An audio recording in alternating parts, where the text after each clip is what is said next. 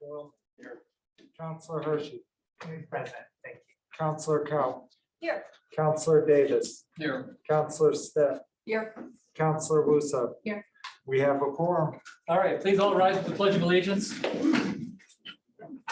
Pledge allegiance to the flag of the United States of America and to the republic for which it stands, one nation, under God, indivisible, with liberty and justice for all.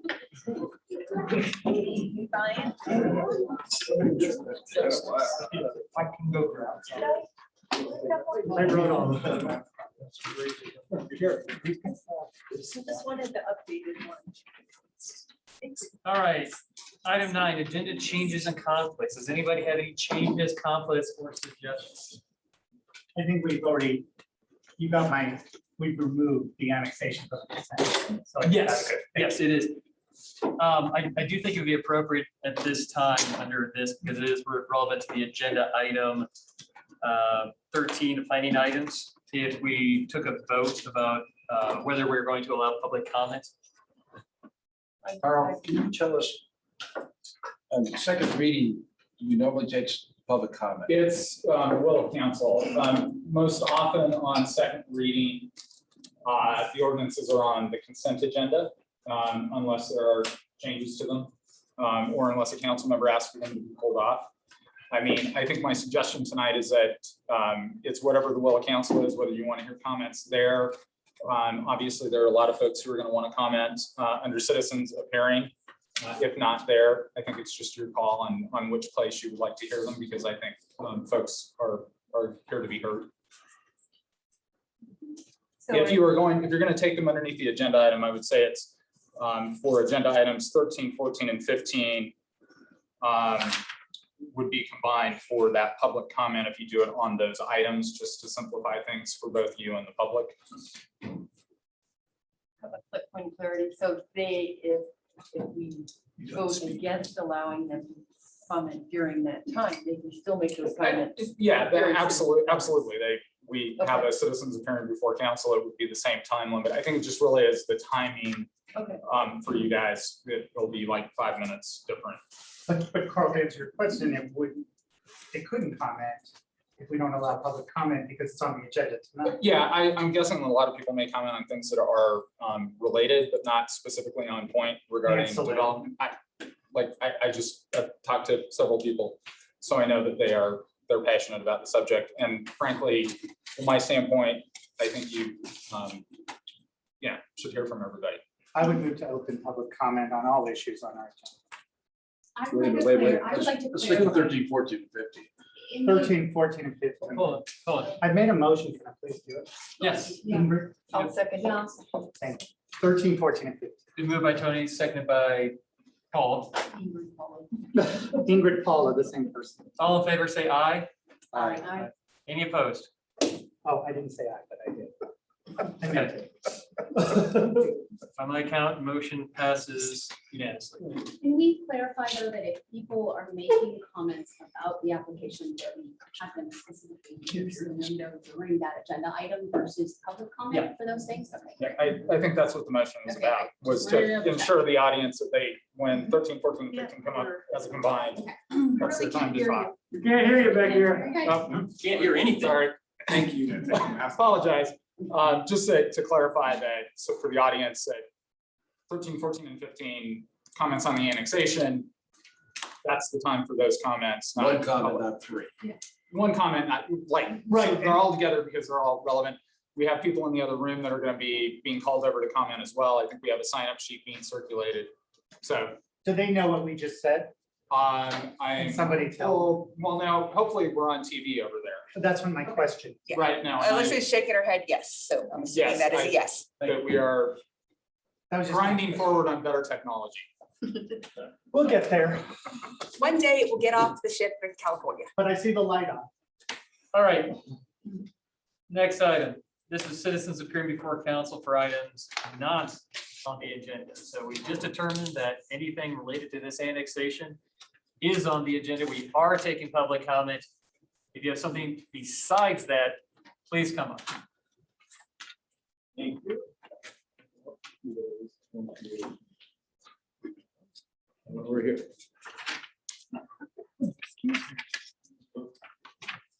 Name and address, right? That'd be great. Okay. Good evening, Craig Jones, 1188 County Road 129, Glenwood. I have provided copies of your staff's housing statistics 2020-21, which has previously been included in your packets. I want to address what I and many others believe is mindful growth, on course to be unmanageable, uneconomical, unsustainable, and unattractive. I based my calculations on what is in the municipal code using expected number of residents per unit type, which may not reflect reality. The 2020 census shows Glenwood's residency at 9963.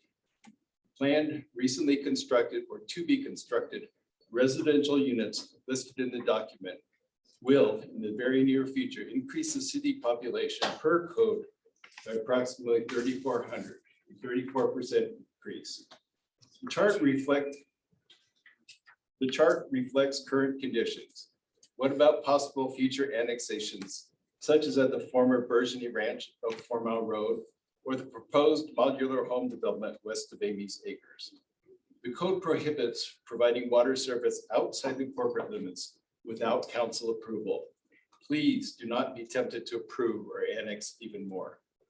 For years, even recently, Garfield County has advocated that the city annex all of West Glenwood, which surprisingly much is currently served with city water and electricity. Should, could, would more of West Glenwood be annexed into the city, an underrepresented community in Glenwood proper? What will be the 2030 census numbers? 2,000 residents or more?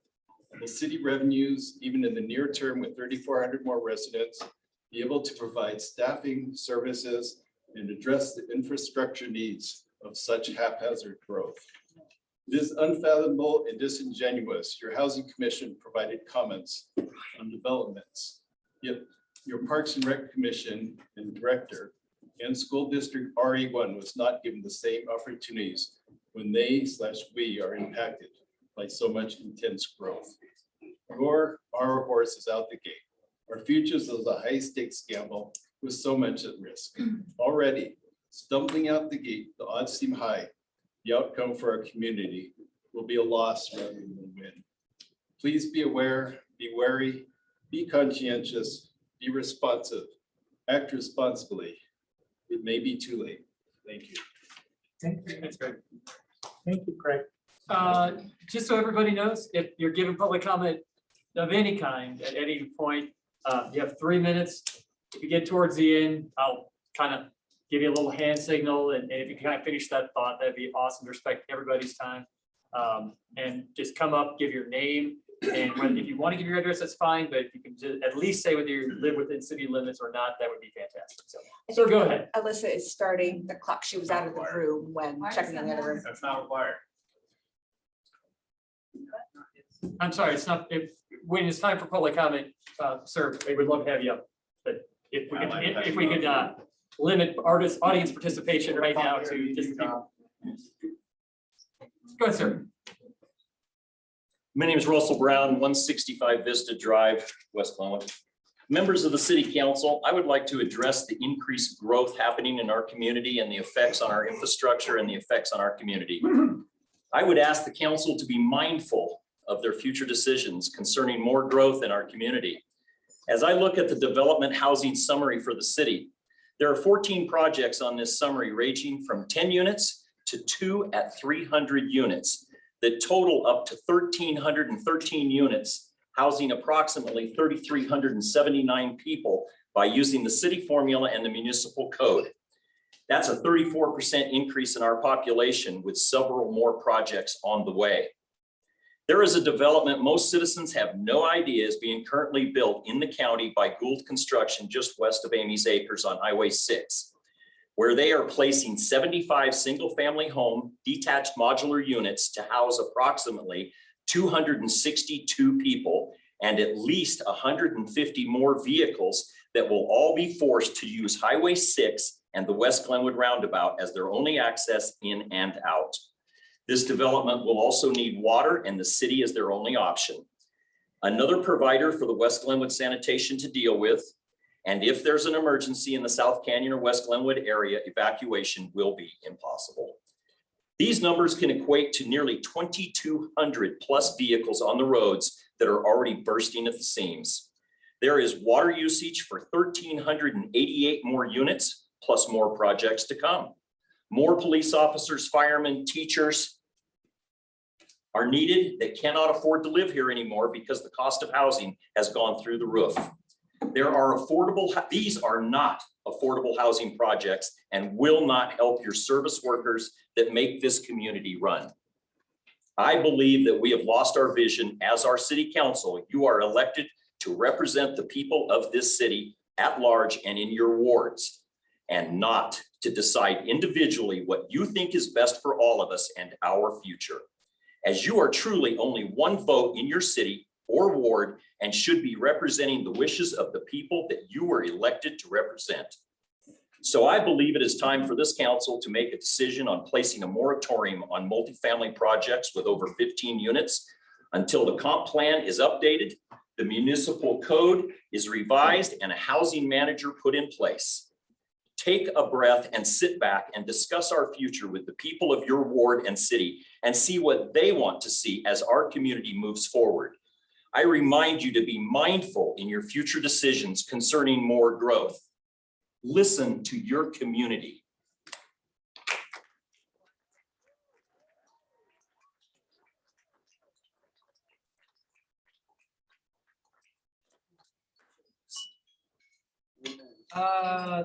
Lori Raymond, it looks like you signed up for. Lori Raymond? Okay, Go. go ahead, Craig.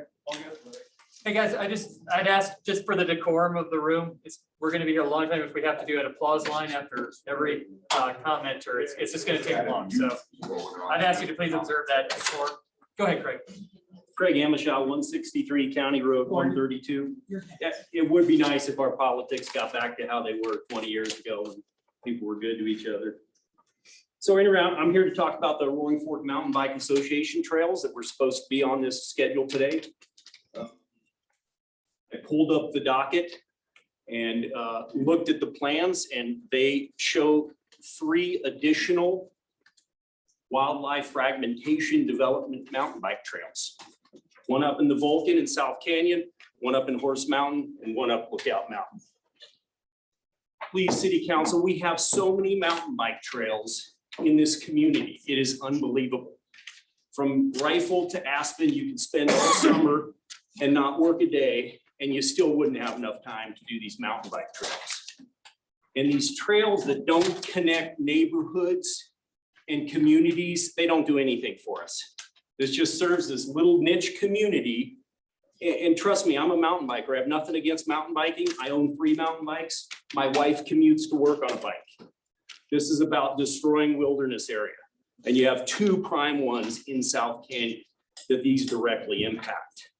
And those trails also impact the hot springs and the landfill, which we just found out about, just has 6 more years lifespan as it exists. And both of those trails surround starting out at the landfill. So I got a list of projects. I'm a West Glenwood guy.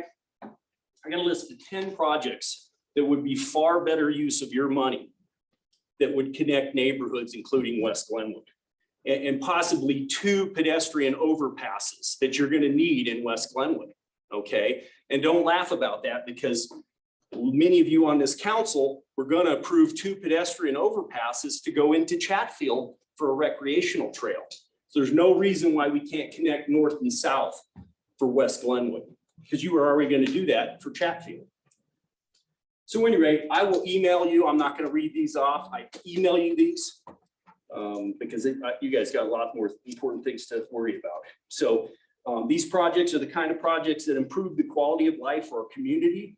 They're the kind of projects that connect communities and neighborhoods. So to the council, stop dedicating your valuable time and expertise building more mountain bike trails into wilderness areas, and focus your time and expertise on the basics of quality of life issues in our community. Since he's been on the council, Tony Hershey has stated all the time, stick to the fundamentals, stick to the basics. And I agree with him 100%. And funding 3 more mountain bike trails into the woods is really not necessary and a waste of your time and resources.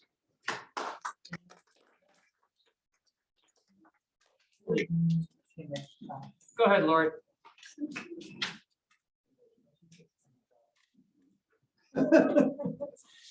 My name is Lori Raymond, and I live and have a business in West Glenwood. And tonight I am reading a letter that was actually an op-ed piece that Rob Anderson wrote back in March. And he couldn't be here tonight, so he asked me to read this for you because it's very pertinent to the discussions going on. Okay.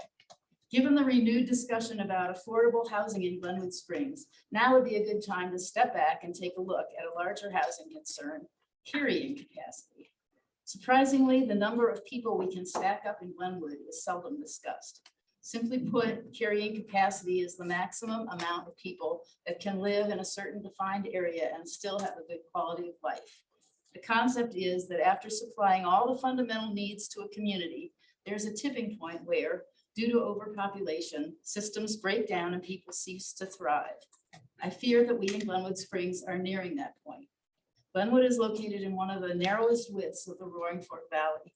Its growth depends on navigating around rivers, a railroad, and interstate and Highway 82. Flat buildable land within the city limits is scarce. We need to be mindful of these barriers as we don't have the luxury of expanding the town borders. I feel it's time for you, our leaders, to address carrying capacity as we move forward. As you approve massive apartment complexes in our city, I wonder if any of you consider the concept of carrying capacity. I wonder at what point the city should consider a development moratorium. I'd say the sooner the better. Currently, there are several large development projects that have been approved. In the past 2 years, there have been a number of 301 units completed. There are 5 development projects in the pipeline that will add another 823 units. We desperately need restrictions on development. Given the rapid development in our town, the first breach in our quality of life will be transportation. CDOT, which controls Grand Avenue, will have little choice but to remove parking on Grand Avenue. They will have to gradually increase the speed limit and to 40 miles an hour. We'll wait at all crossing streets for several minutes before getting 10 seconds to cross or merge. Given this inevitability, I urge city planners to include a bypass easement in the confluence plan.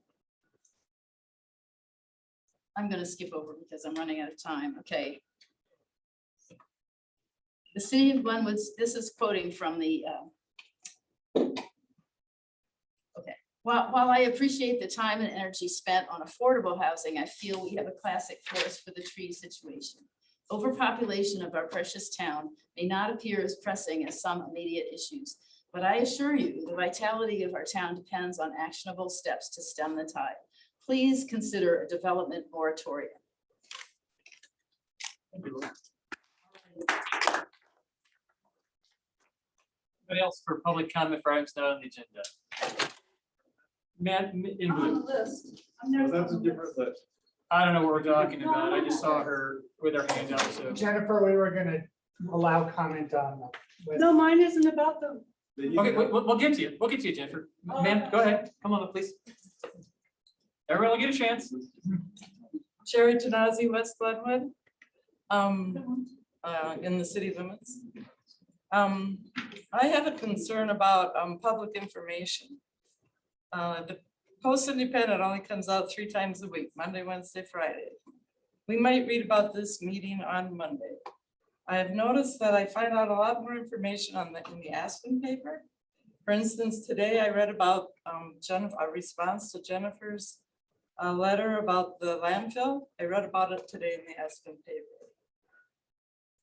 So my concern is that we're not getting feedback or information fast enough. So if you have any spare money, if you could help the Post Independent publish more often, I don't know what the answer is, but I think, we need to be more informed somehow. And I appreciate you addressing that concern. I don't know how, but and then my other concern is the landfill, and it's filling up, and there's more development going on out there, and if it is only going to last 6 more years, what are we gonna do? I know you guys had a meeting about it today. I don't know what the results were, but if it is filling up, I don't know where we're gonna go next, especially if we have more. Okay, let's let her finish her comments. Go ahead. I'm done. Okay, go ahead. Okay, I just wanted to, in the statement we put out, we did say we were applying for a new permit. I have every reason to believe that permit will be approved and that will give us a 100-year lifespan on our landfill. I mean, of all the problems we have, the landfill is not one of them. I have a statement from Liz if you would like me to read that. I just need to find it. Okay. 100 years for the land. Got it. Go ahead, Ms. Mannion. Hi, so I'm the one that wrote that letter. And my phone blew up and I hope yours did too, Charlie, because I got you that opportunity. So thank you. I helped you, you helped me. I'm sure it's difficult to assess the longevity of the landfill. My information may or may not have been correct. I put it out there to jumpstart the continued efforts toward viability in our landfill. When I was out in the public forum just 2 years ago, it was my understanding, and no one ever stopped me then, that we had 30 years on that landfill and Pitkin County had 12 to 15. So what I've seen in this short time is entire blocks of buildings like on our Grand Avenue get torn down and put in the landfill with no diversion. I know that Carbondale had only the steel diverted and there were 40% of that building could have been diverted and was not. And I've worked in Aspen my whole life and watched mansion after mansion get dumped in our landfill. And 2 years ago, I was asking, could we at least up it so much that Aspen really has to pay it? Now I would like to recommend something different. I would like to recommend that this landfill is for this community and the communities surrounding, you know, it's used by all these communities up and down the valley, but it shouldn't be used for large buildings. If large buildings have to go in that landfill, and that's a shame if they do, they should have to go up to the county landfill. Steel frame buildings can have second lives. They can have second stories put on them. The Kmart building could be a great fire station. And we could have a great grocery store right there. And we could have people live on top. That building is a beautiful building. It's a steel frame building. It has beautiful concrete. It has nice floors. There's no reason to tear it down. And I think this community should be outraged if it gets torn down because we're past that time. We're not in the days anymore where we just tear it down because we could build something that's a tiny bit more suitable. I know I heard that we want to have Willets there. Well, we're going to have Willets. If you want Willets, go up to Willets. We want to build our community how we want our community. And I'm saying for my community, and I think I have a lot of people now who really support what I'm saying in this. We want to save our planet right here in our community. So. Thank you, Jennifer. Thank you, Jennifer. Next. Anything else, public comment for items not appearing on the agenda?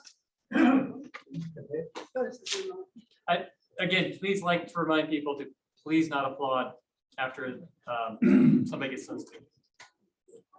There is a list that we all signed up. I don't know where it went. We got it. Yeah, we got it, but I don't.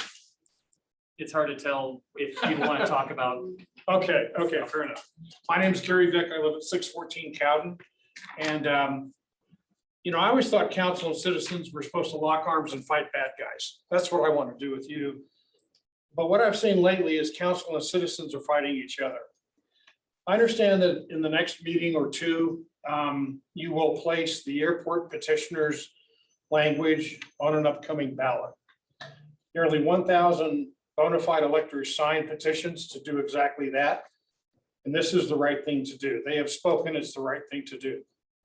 Councilman Davis, on March 4th, you reversed your position on the airport, saying that you were elected to represent the people and it received so many comments that you changed your vote to support the cut and cover tunnel.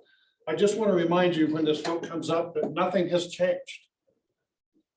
Councilman Kopp, you were up for election at that time.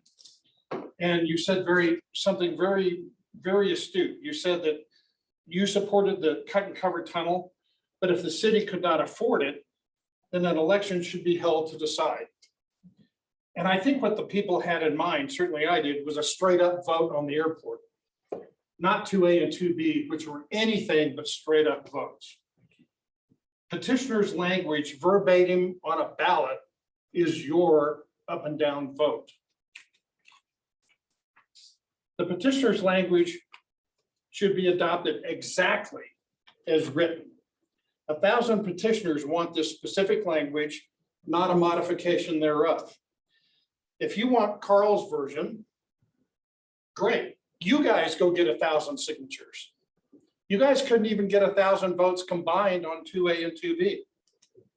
Petitioners will get their language one way or another, either by you putting on the ballot or they'll do it themselves.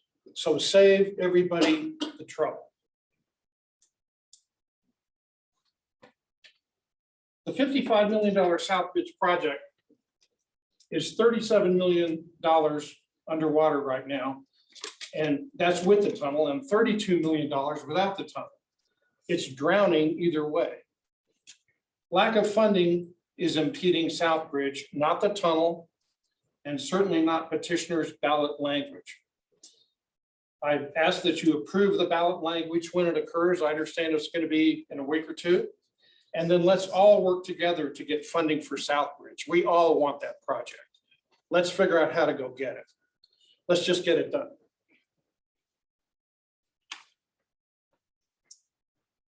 Thank you. Folks in the back, if you don't have a seat, there's an overflow room next door. I understand that the sound is good over there too, so if you wouldn't mind jumping over there, that'd be awesome. As people leave this room, if you see some of the spots, you're more than welcome to come back and go. There's gonna be 3 seats too, but we're just waiting for public comment to be over. I was looking for where to sign up. You can, is it for items not appearing on the agenda? Yeah. Excuse me, guys, is it, I'm trying to answer your question. It's Lori. I know. Is it for the West Glenwood Pasture Development? Well, I was just gonna speak for real with public comment. I don't need your cut in front of them. No. You're on the spot. You're first in line. Okay. Go ahead, Lori. Oh, you go, you're happy, you were here first. Go right ahead. Lori. Oh. Lori, front center right there. Okay, I'll be front and center. You go first now. I'll be Lisa Oraz, I live at 51 Chaparral Circle, West Glenwood. This country was built on a man's word and a handshake. Many of us in this room live and work by this ideology. Some in this room have a different philosophy. They choose to talk out both sides of their mouths. Those folks use their lies and manipulated truths to their own benefit. Those of us that have a conscience cannot grasp the lack of integrity and values these people exhibit. They believe that they have all the right answers. They don't listen to others that are knowledgeable and educated in areas that they may be lacking. They use their status to control and manipulate others into following their beliefs. Throughout world history, they have been dangerous leaders that exhibit similar characteristics. Power, control, greed have been the fuel behind their reign. The only positive is that at some point their rule must come to an end. You are right now in a place of power. Some of you are here to help guide the citizens and the city through difficult and challenging times. Some are here for their own personal gain. One cannot be an effective leader without first shutting your mouth and opening your ears to truly listen. I would like to think that the legacy that I leave behind is not too bad. A great family, successful businesses. What concerns me are the legacy projects that are being pushed through. Padding one's resume at the expense of your constituents is morally wrong. I would hate for my legacy to be that 1,000 lives were lost in a fire while I was at the helm. If any of this resonates with you, maybe you should do some self-reflection or some soul searching. Ma'am, could you, real quick, before you get up to this, could you say your name and whether you're a city resident or not? I can. Okay, I'm sorry. I missed that. Your mics don't work. You don't listen to the people. Hey, guys, come on, we're trying to keep this a dignified. We call the 5 in the middle, I think. Just be nice. Come on, guys, you're not doing yourselves any favor. Just please keep it kind, keep it positive. We're showing you respect. Gotta have. I'm out of here. Next, Lori.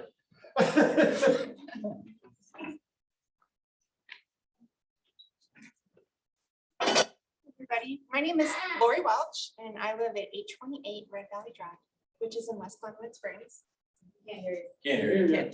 Am I talking too soft? Use the mic. That's my new motto in life, is to talk soft.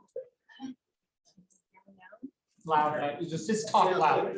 Talk loud, the mics are up above you on the ceiling. Can I have 3 minutes back? Okay, hi, everyone. Can you guys hear me now? Just project. Talk to us as loud as you feel comfortable, please. Okay, hi, everybody. My name is Lori Welch. I live at 828 Red Valley Drive, which is in West Glenwood Springs. It's a really cute old Victorian house. Charlotte's my neighbor. And we are the beautiful example of how we can live closely to each other and still get along because we have enough space with each other, which is wonderful. You know, I feel like I've lived in Glenwood forever and I love Glenwood. It's the place I've lived the longest in my life. The unique thing about me is I went to 4 different high schools and 2 different junior highs. I know how to get to know people, but Glenwood is a place that I finally felt at home and I've lived here the longest. I love it here. I drove across the country and this is the place I chose to live.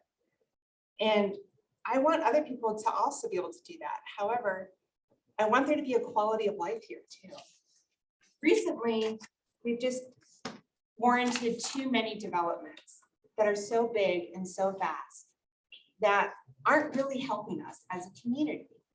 When I think of like when we do a big, large development, such as canyons and lofts, that's going to be affordable housing, but it's not affordable housing. Can you guys still hear me? Yeah. I know I'm talking slow. Nor Jack. And I apologize. I'm trying to like know the room, so I apologize.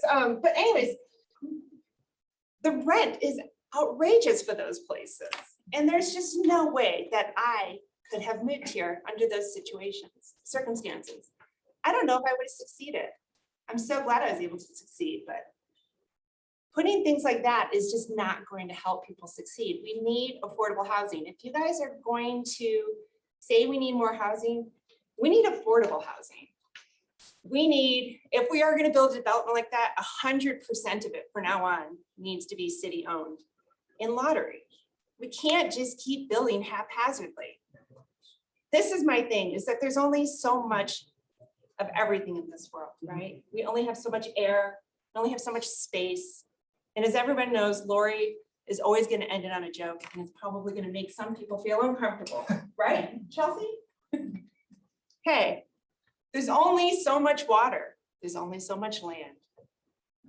There's only so much water, and there's only so many toilets that can flush. So my question is, we got to think about how many toilets we're going to flush and who we're going to let put their shit in the toilet and whose shit we want to flush, because we only have so much water. And we have to be cognizant of who we let in. I'm not saying that we need to be racist or anything like that, but we need to have a lottery system. And we need to have service people. And we need to be cognizant of our resources. And I just really would love for you guys to start thinking about the environment. You guys just voted 100% green for Glenwood Springs with electricity. So keep doing that and keep being green. I guess I'm off. Thank you, Lori.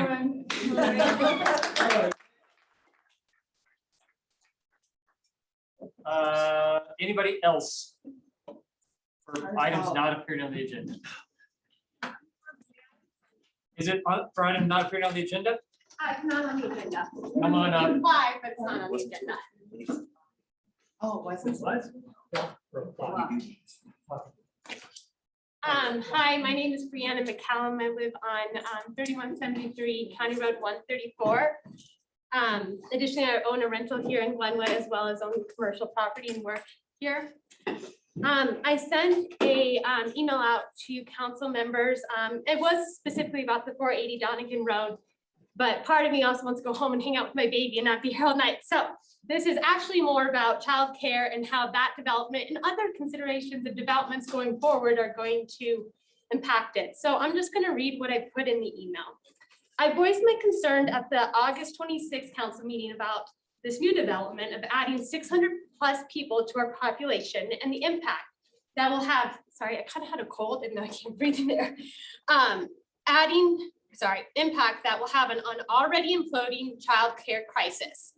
As of August, I am still on a waiting list for every daycare facility in Glenwood Springs, having put my name on the list in March of 2020.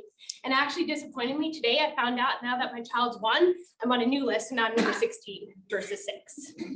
I continue to drive 50 minutes in the morning from my home to Castle Valley, only to return to Glenwood where I work and repeat in the evening after work. Many of my Glenwood Springs friends are experiencing the same thing. Some of my friends are even driving to Rifle, so I consider myself pretty lucky. It is discouraging to see council members vote for developments or even possibly in the look for more developments that will not only severely impact the safety of our locals, but will also harshly impact the young Glenwood families by creating more competition in the childcare arena. At a minimum, I think council should require that any new development should be responsible for any needed childcare services for their tenants.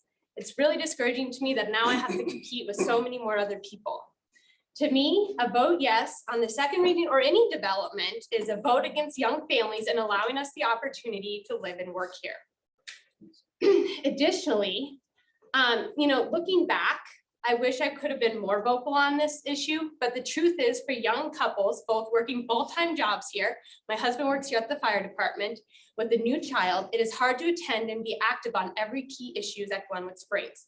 However, I hope you realize that young Glenwood families are being affected by your decisions. So I hope you put our best interests at heart.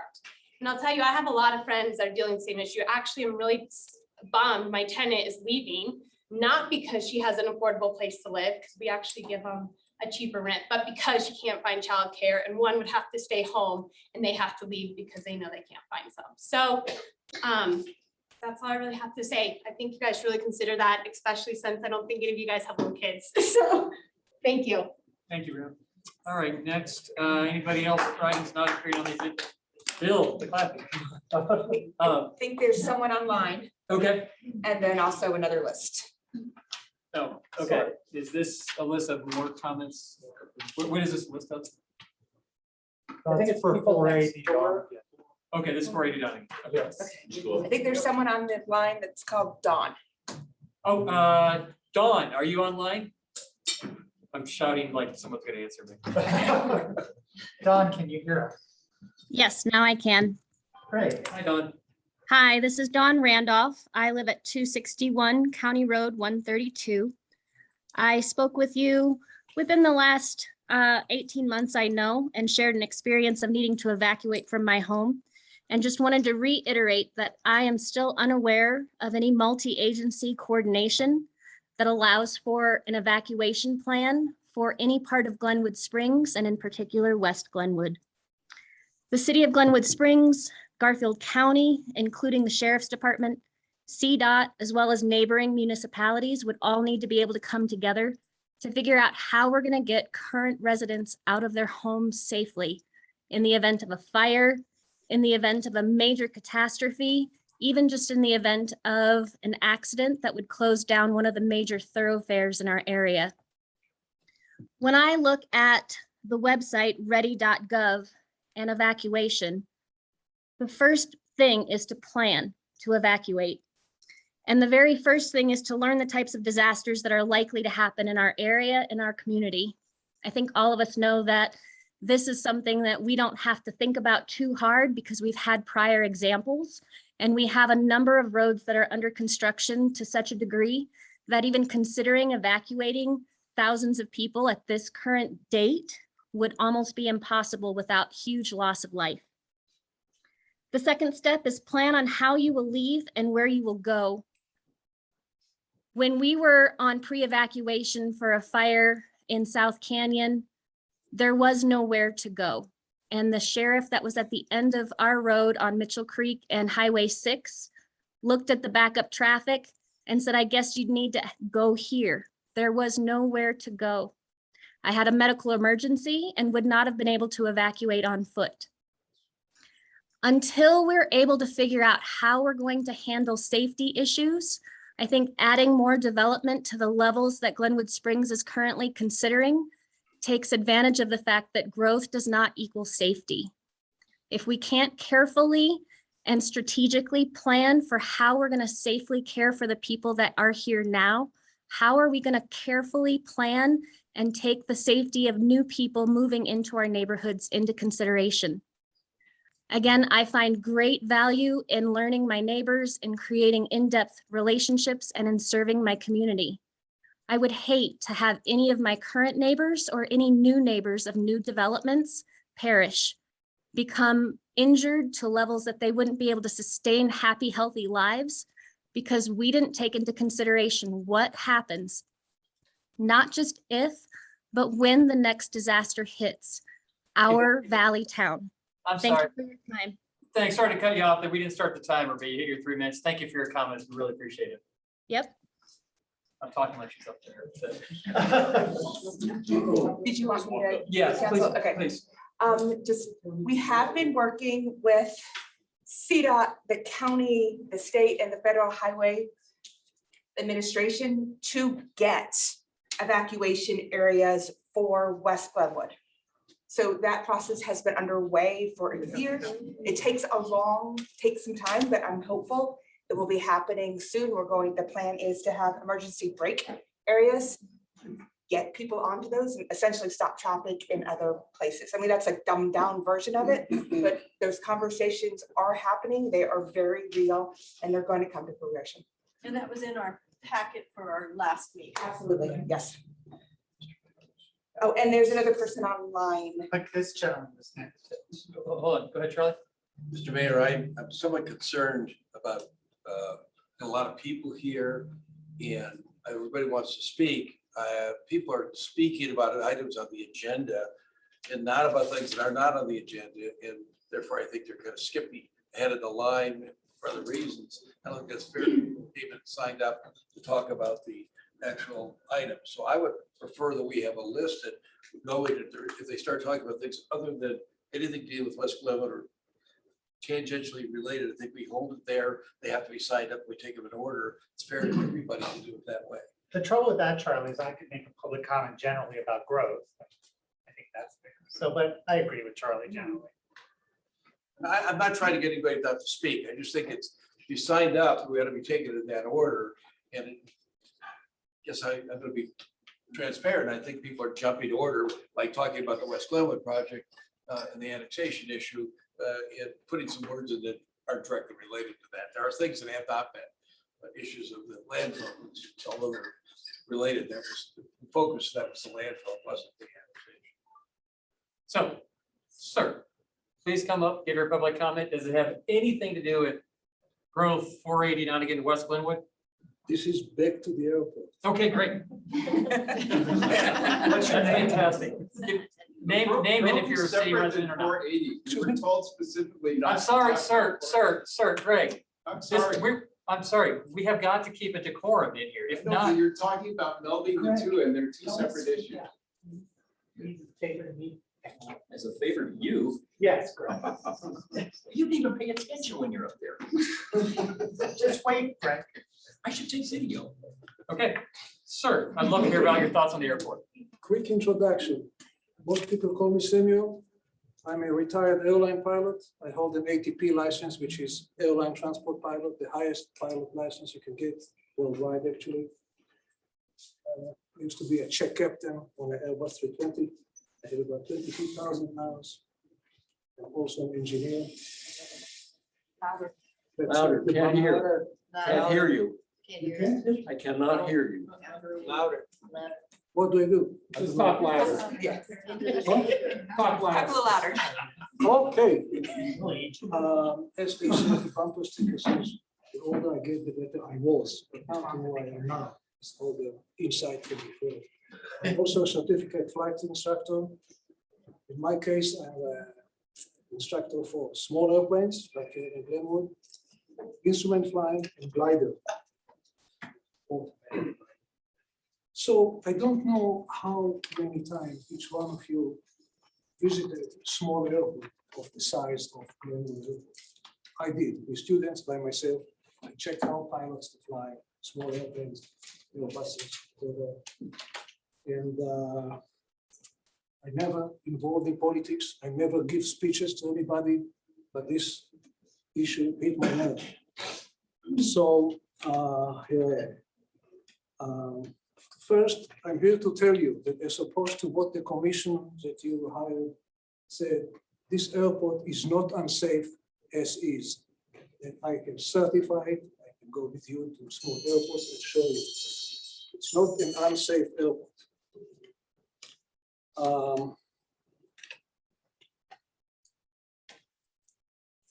For example, how many flat tires happen on taxiways and airports that require this? I can't remember the amount of money to clean the airport, several tens of thousands.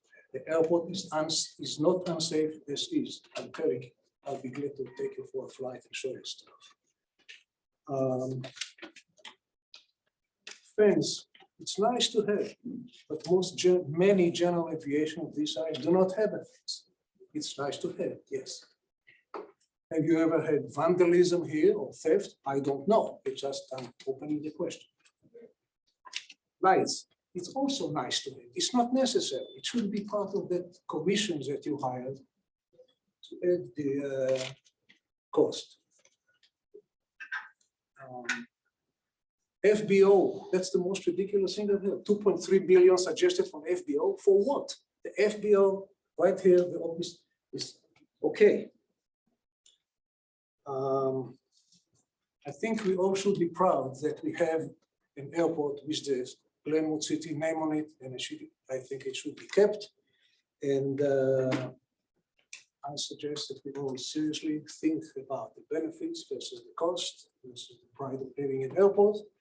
And thank you for letting me speak. That's all I have to say about that, as Forrest Gump said once. Thank you, sir. Appreciate it. All right, is there anybody else who would like to speak for items not appearing on the agenda?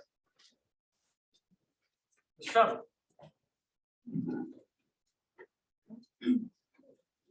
Thank you very much. My name is Eric Strautman. I live at 175 Deer Park Court up in 4 Mile. In light of the defeat of the ballot issues in 2A and 2B, I did want to express a couple of opinions.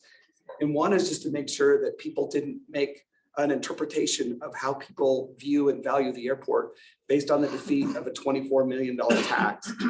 More it represents their ability to do math, and it just didn't completely make sense. A lot of the asks or a lot of the line items things seemed wildly inflated to me. For instance, the weather radio reporting system was estimated to be the replacement cost to be $180,000. And as you well know, we were able to replace that for $92,000, which was even within the budget for what the airport already had. They estimated $150,000 for seal coating. Greg Rippey, who of course knows a lot about the seal coating, estimates that the seal coating could be done for $30,000. There was just, as Samuel was saying, $2.5 million for a new FBO. Dan Guggenheim is in the process of building hangars in the Rifle Airport, and I have a hard number for what hangars cost to be built right now, and it is about $120 a square foot because they're so voluminous. They're empty, big spaces, which makes them fairly cost effective. He feels that we could build a 10,000 square foot hangar and FBO for $1.5 million. Now, to put that into context, that's nicer than any FBO in Eagle, Aspen, Rifle. Nobody has an FBO that big. So at half the cost, we could build something even nicer.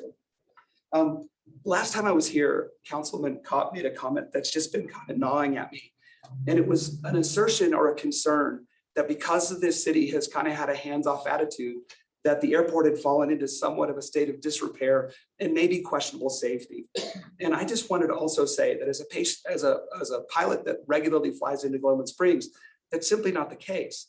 It is a challenging airport because of where it's located, but the safety and the profiles are actually really good. What's constantly been threatening our airport is simply its continued threat of closure. If allowed to, it'll progress on its own. I actually spoke to the fire chief today, Gary Tillotson, and he related that actually they had no qualms about us using a mobile jet refueling truck. And you can buy a mobile refueling truck for $120,000 that's completely recertified. And if you wanted to go crazy and buy a brand new one, that's just over $200,000.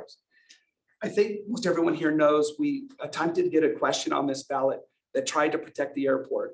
But I don't think what's widely known is that we did actually turn in over 900 signatures.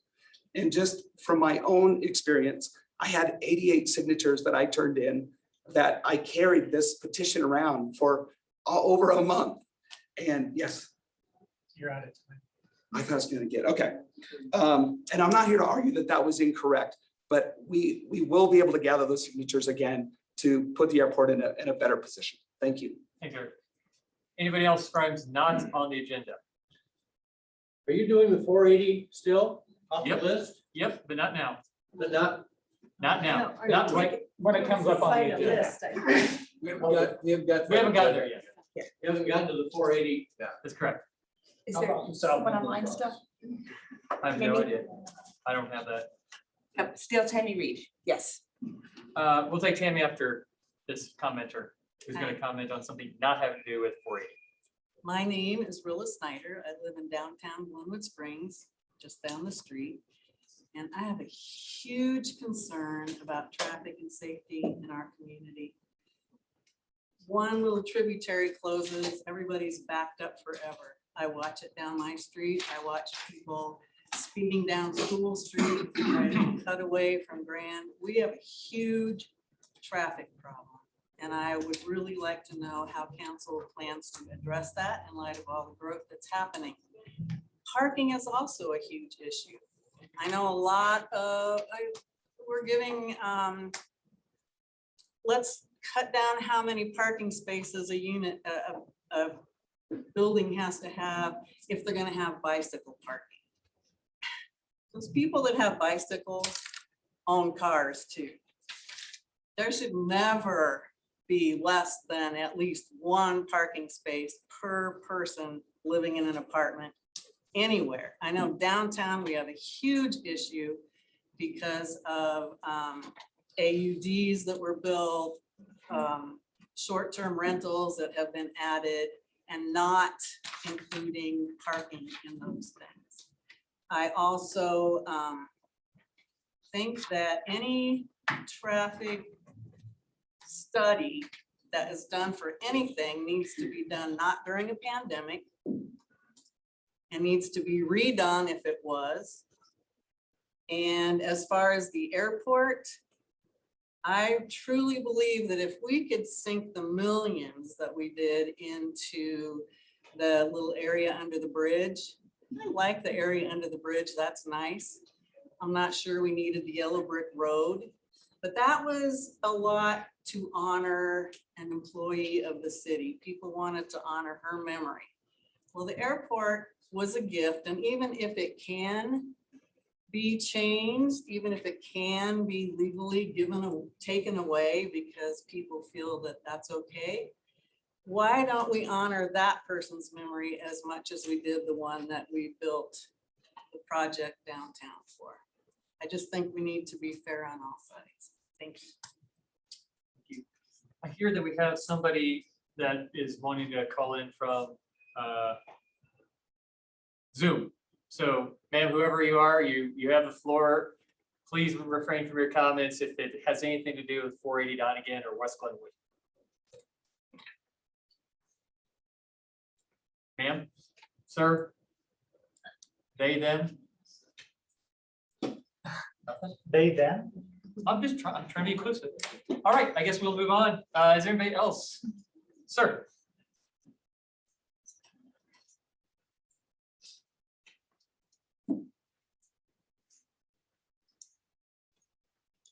Hi, my name is Fran Whereas I live at 51 Chaparral Circle in West Glenwood.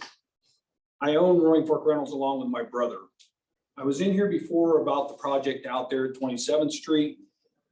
I proceeded to tell you guys that that roundabout there was a failure, and I still feel that way. And we've been traveling South Midland a lot. You guys put an 8-foot sidewalk out there I could drive my semi down. And if you take two vehicles, let me rephrase that.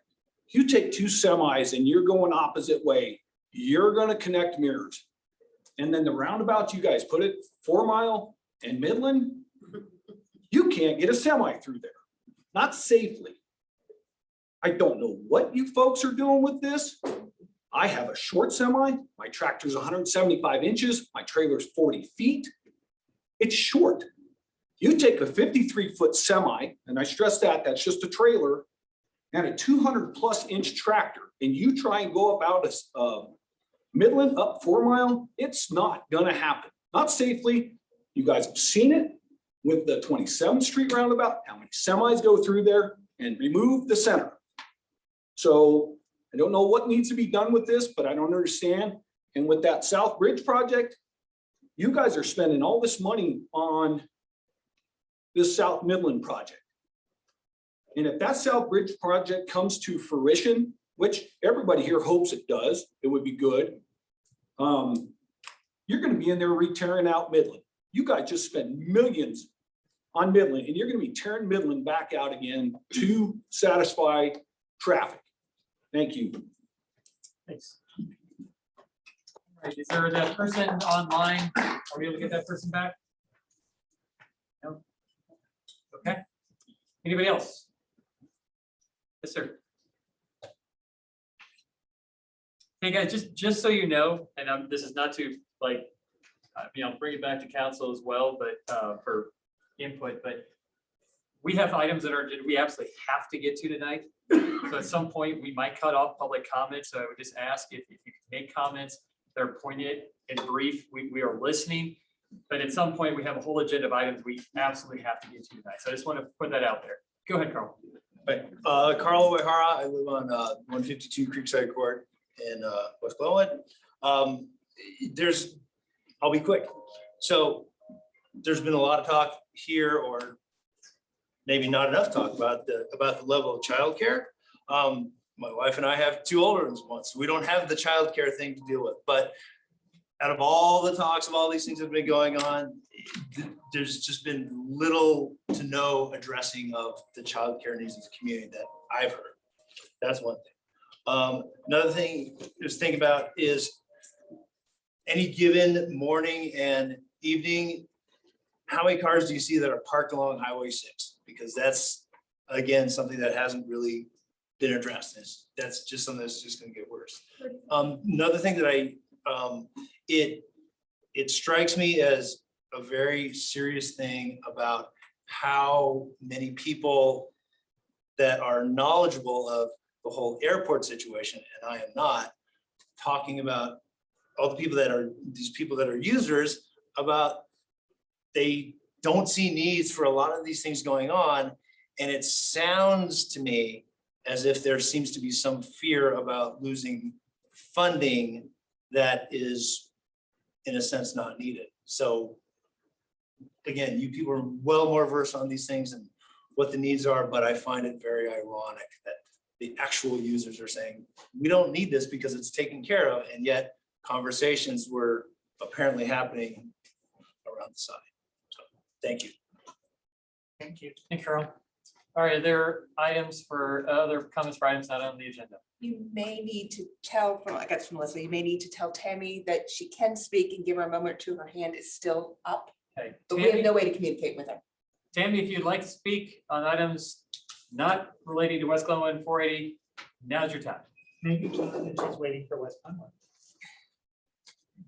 Tammy, if you're waiting for West Glenwood, please put your hand down. And when we get to that item of the agenda, please raise it again.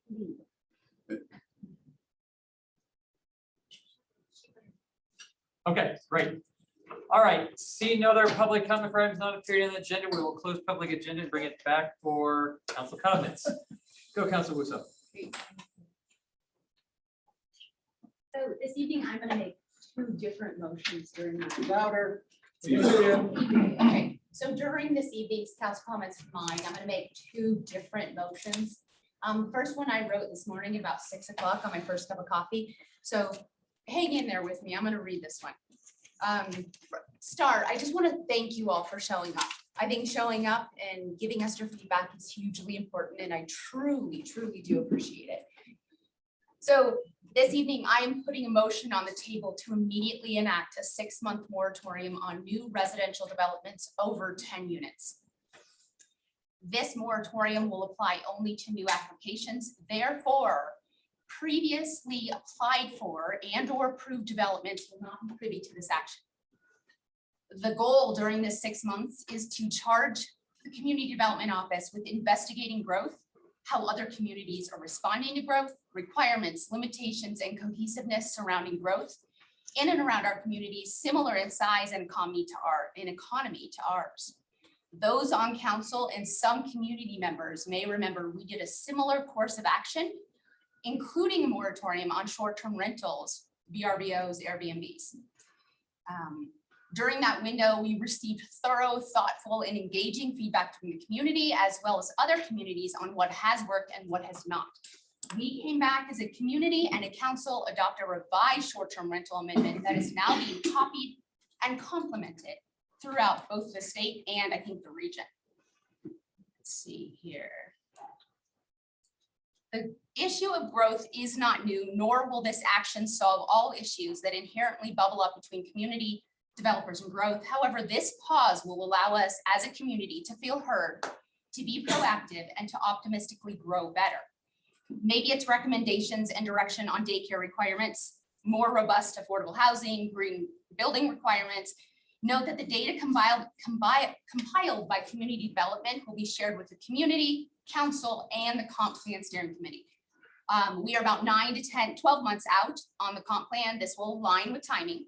And the ultimate goal of this exercise is feedback to give to the comp plan so that we can have the best outcome from that. I want to make it very clear, this is for the primary benefit of our community. However, it is also for the benefit of future developers who often invest thousands in preliminary development costs based on our current code, only to have those parameters change mid-planning via multiple extensions and hearings with planning and zoning and council. This is exhaustive for you guys, for the developers, for us. This is an opportunity for everyone to pause, reflect, and feel heard, and hopefully move forward in a better form, focus, and outcome. Second. Oh, too bad.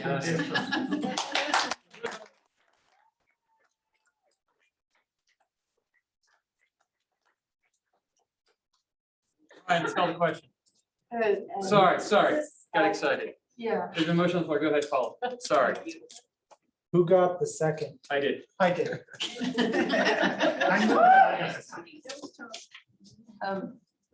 I agree with this motion. I just wanted to find out, we are, our housing commission is working on affordable housing projects. Is this included in this? Yes. As far as holding on this, or, and I'm not saying they're ready to move forward. I just want to know. 6 Well, months, I think, is giving this a leeway. I think ultimately that would be a great question for legal counsel. Yeah. You like that? Reroute it? So, couple of quick things, but before you guys vote, I will have to bring back an ordinance because we can only do the moratorium via ordinance to make it law. So we will do that at the next meeting unless you schedule a special meeting to adopt that sooner. And I'll take a look at whether or not we can adopt it as an emergency ordinance, which would cut down the effective date by 10 days. So there's that. I would say from a standpoint of consistency, I would limit your carve outs. Ingrid and I had a brief conversation about why the number 10. There are several breakpoints in our development code that relate to 10 units. It is where the affordable housing requirements kick in on major new developments. It is also the break point where items go to the planning commission and can't be approved at the administrative level unless the director kicks them up to the planning commission or the planning commission calls them up. So there's a conceptual break point there that makes a lot of sense. And I honestly don't know how we would, is that? Let me add some clarity. Okay, They yeah, can please. continue working on the Oh, project. yeah, It's not like, absolutely. okay, you No, guys this just is, sit back. yeah, It's- and that's my let question. me, I think I can help clarify. I believe what Ingrid is talking about is not a moratorium on building permits, although that is something you guys could consider. Right. This is a moratorium on development applications being processed. Okay, So the that's planning the department, clarification. yeah, so if you're working on those background things that like housing is working on or whatever, can continue to move forward. It is the application and approval process, which would be stayed pending the outcome. And I'm assuming, Ingrid, that you would like it's going to come back in 6 months. If we're not there yet, it could be extended for another 6 months. Yeah, I tried to shorten it because I felt like I was getting wordy, and yeah, that's exactly, it was in there. And that is that at the discretion of council, we may extend this as needed, but ultimately this gives us 6 months of respite to really understand where we're going as a community, to give everyone a pause and maybe come back stronger with better parameters that we can all work together just better. I have a request, if this is approved, that we do a work session at the next meeting, because there is not, I don't have enough staff to do a comp plan and ad hoc affordable housing committee and do this. So I think I need to get from you guys The order. like how we do it, and I need you to be flexible because I only have like 4 planners. And when you say do this, you mean? If we're doing a moratorium that needs research done and results brought back, we can't do all 3 at the same time. We just can't. We're failing all of it. That's a hesitation I have. I agree with, we have a need to take a pause. And we've had a lot going on. There's been a lot of, we went through, as I'll remind everybody, after the recession in 2009, we went through almost 6 years in this community of absolutely nothing was built. No housing was built.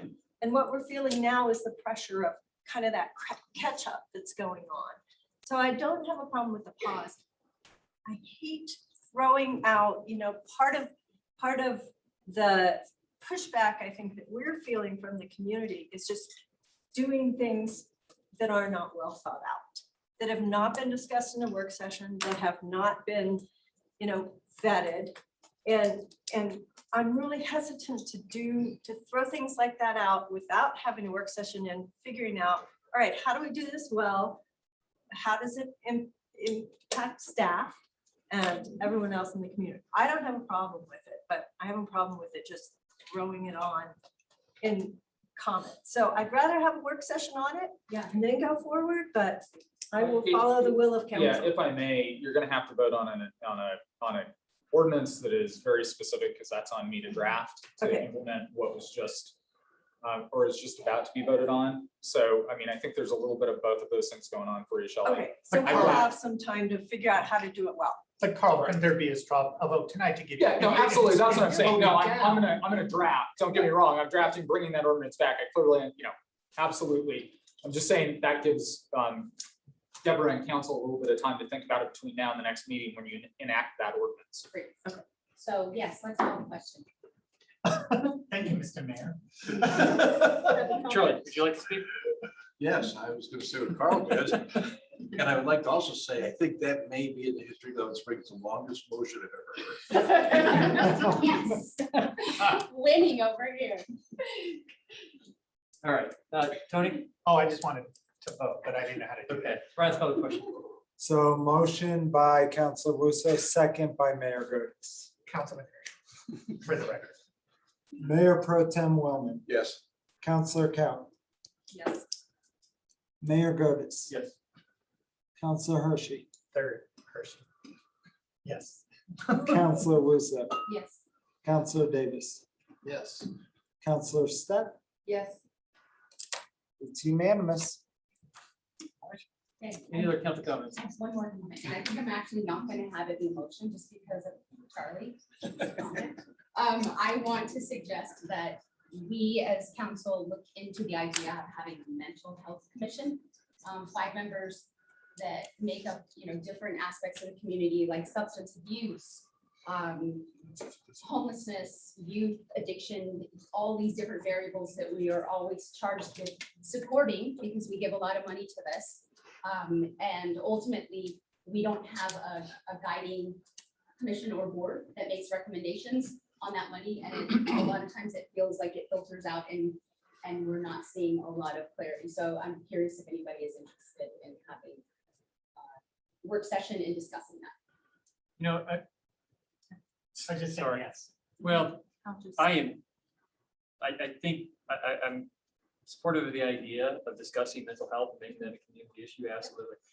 I abhor the idea, no offense, of one more board and commission. I think we really need to have a conversation about our boards and commissions, about what are effective, how we meet. So, man, we have 13 boards and commissions right now. So if your suggestion is another board or commission, I think it's really tough to find community volunteers to fill that. I think that public health, Garfield County Public Health, Mind Springs, there's a lot of agencies that do address it. I would rather serve in the role of a support role or convener for those groups to get a recommendation that create something of our own, but that's just my opinion. So what I'd like is for us to come together as council and have this discussion in a work session on whether or not we want to do this. And maybe it's appropriate to add it to our boards and commission dialogue, which is already slated on the calendar. So maybe we lose one or we, move and change the energy to another direction. Okay.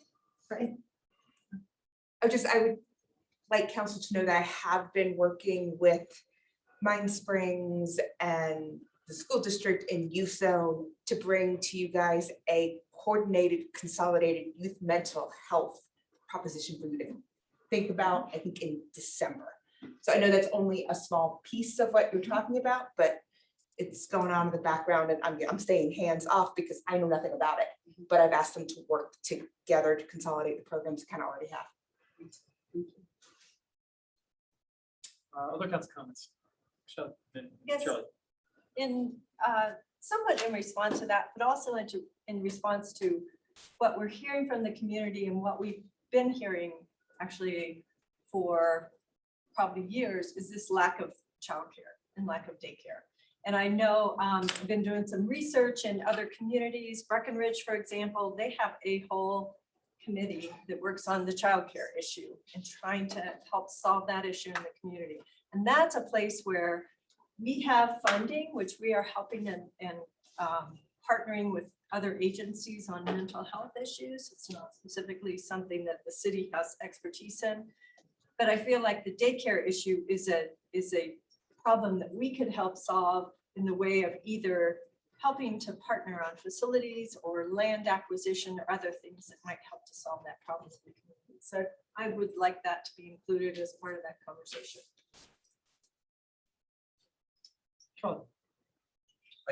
I was just gonna comment, I think we're gonna have work session, boards and commissions coming up. I think it's a good place to have discussion, so. Anybody else? Just real quick. I have a quote from tonight from Chief Justice Warren of the Supreme Court. Legislatures represent people, not trees or acres.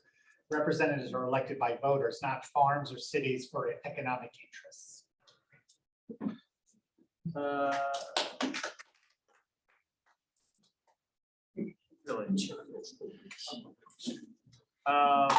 Remote council participation. This came before us about a year and a half ago. We have the public that has the ability to participate remotely, but we do not have the ability to participate remotely. I think some of the consternation, Paula, when you were gone last month, I think that could have been solved potentially by, and I don't know what your situation, you might have been on the road, you might have, been camping, I don't know, but not having that ability foreclosed on that opportunity. I think we're going to have a lot of big decisions about the growth, about transportation, traffic, just everything that we hear, childcare, mental health. And I think that if the bar is that we always have to have 7 people here to make big decisions, and I don't think that that's a bad conversation to have, then I think we ought to allow it. This council elected not to do it, I think a year and a half ago. We went through COVID, we were able to participate remotely. I think we all can see that it now works. Our city attorney had drafted something. At one time, it was like no more than 2 times a year, nothing back to back. I would love for that to come back for our consideration at the next meeting.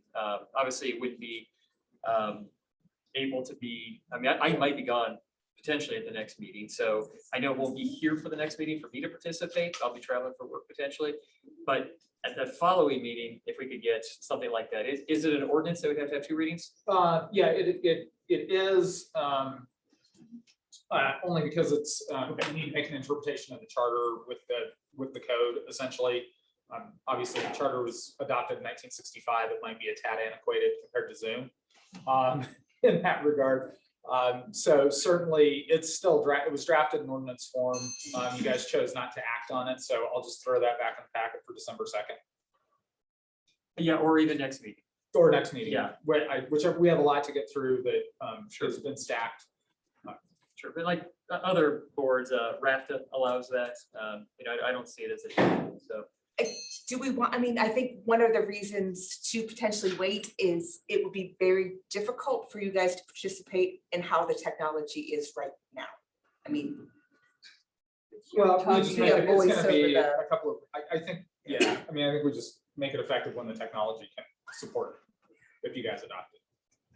Yeah, I just want to wait 6 months. Right. Regardless of, we need to do something that we have some solution, even if it's me holding a phone up for Shelley to participate from Denver, if that's what it takes.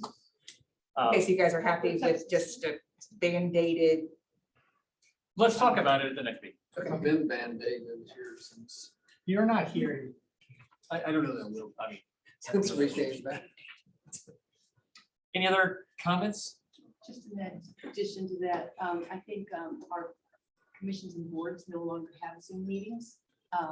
They are not recorded, and I think it might be an idea to go ahead and do that again so that they can have that participation, because I'm seeing the same thing in the meetings that I'm a liaison on. It's people can't attend, and then they're not there, and then we don't have a forum. So I just, if they have that opportunity, I would like to have that as part of that discussion in a future meeting, not tonight. Thank you. So it's difficult for us to continue to do that, honestly. I would like to talk about it. Of course. Just staffing issues, I don't know. It's incredibly intensive, yeah. Any other, Charlie, go ahead. Yeah, I was gonna bring up something I'm not gonna bring up because of the hour, we got a lot to do yet, but I want to address just a couple of things. Number one, communication issues. I agree that I think that there's a problem. I think there's a problem. Thank you. I always think I'm talking about it, I'm not.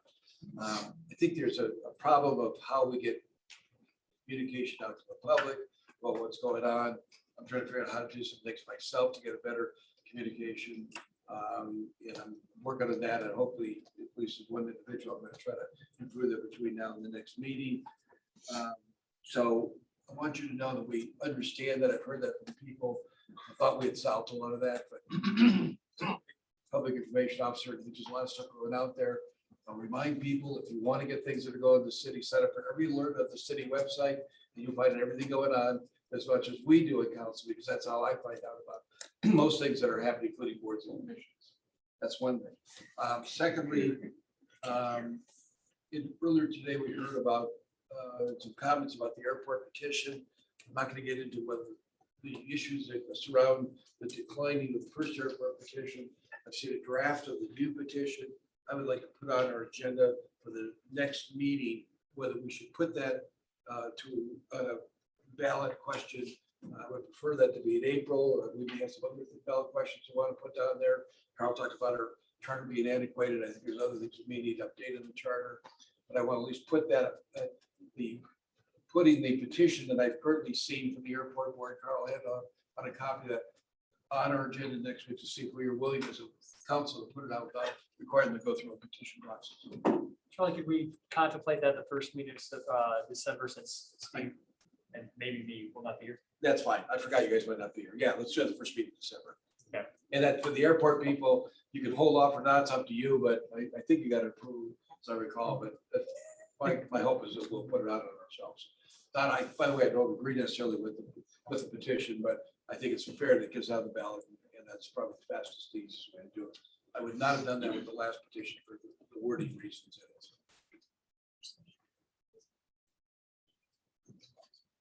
Other council comments?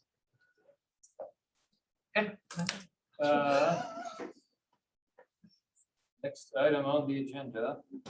Agenda, consent agenda, I make a motion to approve items A and B, the minutes from our. Second.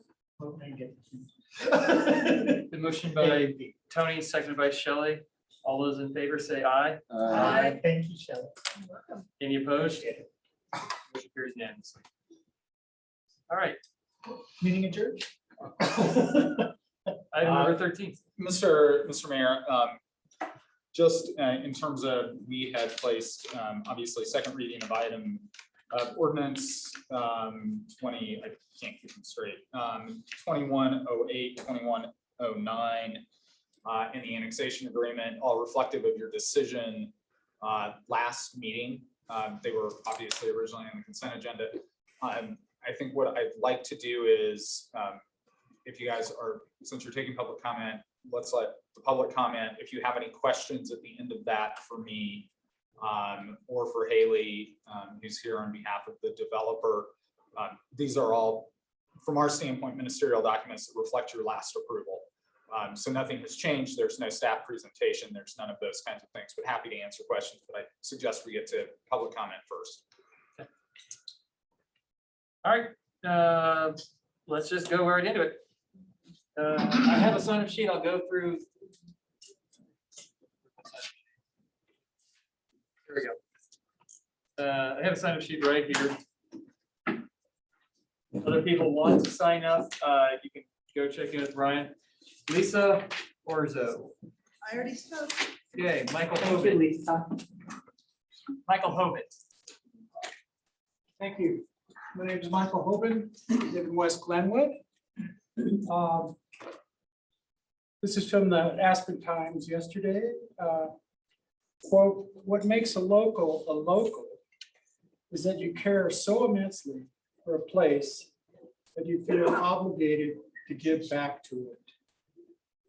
To me, this means protecting Glenwood from being another has-been town, destroyed by overdevelopment. We are on that path and we are angry and frustrated. When you have a place that is so special, you protect it with all your might. R2's proposal just does not work.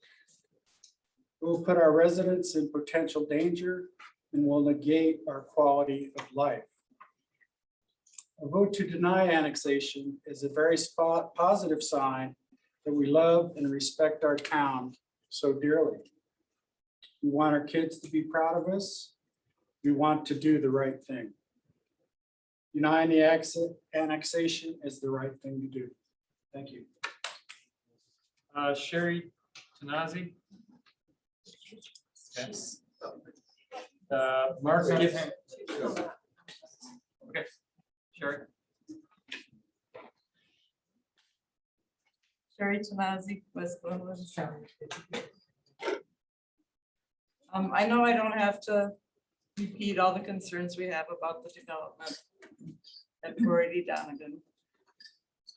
I would like you all to just close your eyes for 15 seconds and imagine 800 more people in West Glenwood. Possibly 800 more cars.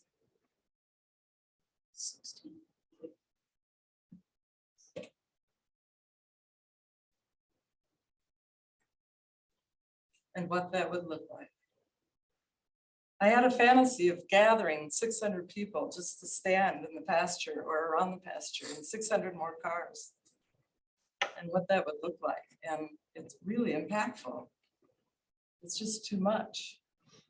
And I'd like to reiterate my idea, which I don't think anyone listened to the first time I talked, about bringing together the county, the city, the schools, Aspen Land Trust, asking the demos what they want for their land, how much money they want.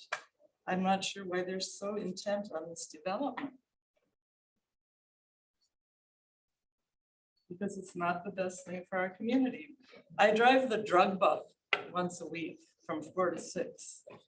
And when I see the traffic coming and going, and then I see all the empty buildings, Safeway, Office Max, American Furniture, downtown buildings, the Meadows, all these empty buildings. We don't need more retail space. We don't need more shops. We need to, like talking about the inventory, we need to look at what we have and make use of what we have before we build more. Thank you. Mark Gibson. Mark Gibson. Okay. While Mark's coming over, Karina Jones. Karina Jones. Next week. While Karina Jones is coming over, Ron Carr. Is Ron Carr in the room? Is Adolfa Gora in the room? Adolfa. Hello, come on up. No one wants to be on this game. Okay. That's for sure. All right, Adolfo Gora, Glenwood Springs resident since '98, and I am in favor of the application for these reasons. Number one, it meets the comp plan, which allows us to achieve growth in a managed way, in a strategized, managed way. Number two, I believe that we have an obligation that when we allow ourselves to create a need, that we have the obligation to allow that need to be met. Otherwise, we create disorder in the way that that need is met. I'd like to say that developments, as I've observed, don't build out immediately. These things go through a process where they are built out as the need arises. And as approvals are obtained and as the market bears for these things to grow. So it actually takes quite a bit of time. It doesn't happen just like that. It's protracted as these things occur. I want our young people to be able to stay in this community. This would provide a way for that to happen. By keeping our young people in our community, we have a connection, or we have a continuity of our community instead of just having people buy current homes and other people move out of those. Also, development like this would provide opportunity for a lot of our trades and a lot of our people who are engaged in the construction industry, huge livelihood, huge economic boom. And lastly, I think that in the future, if we want to think further ahead and limit our development, change our density, then we do that through the comp plan before a development is presented, instead of doing it when a development is on the table, which is, this does not seem fair to you. Thank you. Thank you, Adolfo. All right, we'll go back with Mark Gibson. Is he back here yet? Karina's here. Karina, oh, yeah, but Karina's next. So is Karina here? Karina? Come on up, Karina.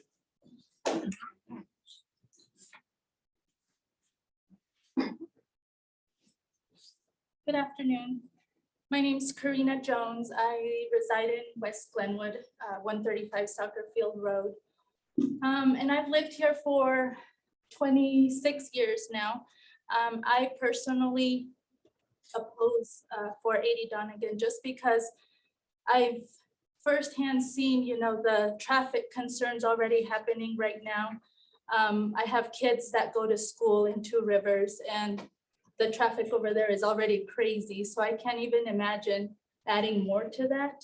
I think earlier I did also hear somebody mention the traffic or the cars parked like on side of Highway 6.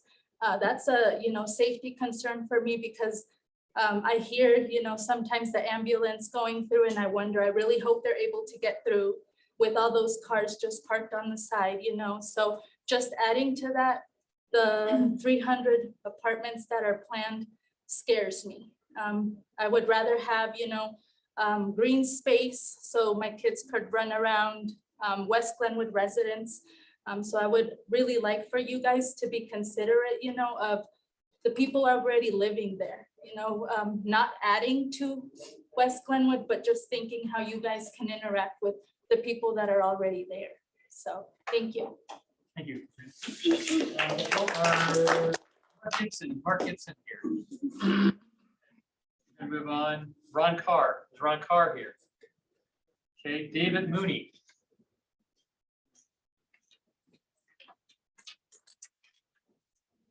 Hello, I'm David Mooney, 25 Vista Drive. I was born in Glenwood 66 years ago, and obviously seen quite a few things change around here. When I was a little kid out West Glenwood, it was like horse pastures, couple motels, a few trailer parks, and a drive-in theater. Well, things changed because, it's a great place to live, great place to raise your kids, and I can understand why people want to come here. It's a beautiful place to live. So, I said, okay, there's room for more. Come on in. Well, then they tore the mountain down behind my house, filled up the river with it, to build I-72 there. And I said, well, old man, things are going to change. Get used to that. So my whole life, I've been getting used to being invaded by neighbors, which I understand why they want to be there. But in the last like 3 years, it seems like we are in a huge hurry to cover every square inch of this town that we can. Why? Why that fast? You know? We have forever. You can't unbuild things. Well, you can, but then you don't get to build, you know? So why not think it out a little longer instead of just jump in there and say, people gotta live somewhere. So let's just build it now. You know, maybe my grandchildren's grandchildren might want a square inch to live on here. So my question is to the city council, which I thought of many times, you know, because I hate to be like an elitist, well, I'm here, nobody else can come type of a person. I like to be inclusive, but there's got to be somewhere in a finite valley with finite water resources, finite infrastructure, where just too many people. Have you guys ever thought, is there a number of people that we can support in this valley? Or are we just going to pile on top of each other till we're like rats in cages fighting in some kind of a filthy megatropolis? I think you have more vision than that. I know the boat's been made. Somebody please change their damn boats. This town doesn't go to hell. Thank you.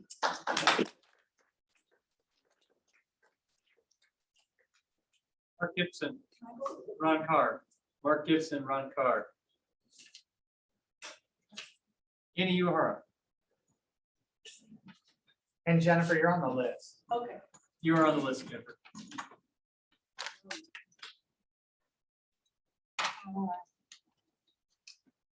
My name is Annie Uehara, and I am Glenwood Springs. Totally spontaneous, so I hope this makes sense. We, everyone here, are Glenwood Springs. Whether we live in the city or we live in the county, whether we're in your ward or not, we're Glenwood Springs. I used to live in South Glenwood Springs. Now I live in the Western Glenwood Springs. It doesn't matter. We need and we deserve fair representation. I have been a print journalist since 1981, and never have I witnessed a council on the Front Range or on the Western Slope that adds more units to a development when the developers actually went down in response to the council and to the people. It's bizarre, and it goes against representation of the people and as a city council that's working for a better development. When Mayor Godis and Steve Davis did it, it seemed underhanded and is utterly counterproductive. Please, one of you, change your vote and return the development annexation, which I know will pass, but at least return it to 272 units. Thanks. All right.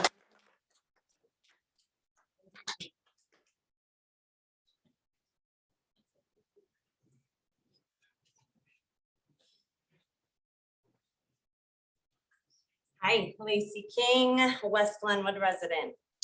There's no doubt about it. We're living in demanding times, times that require courageous leadership to challenge conventional thinking.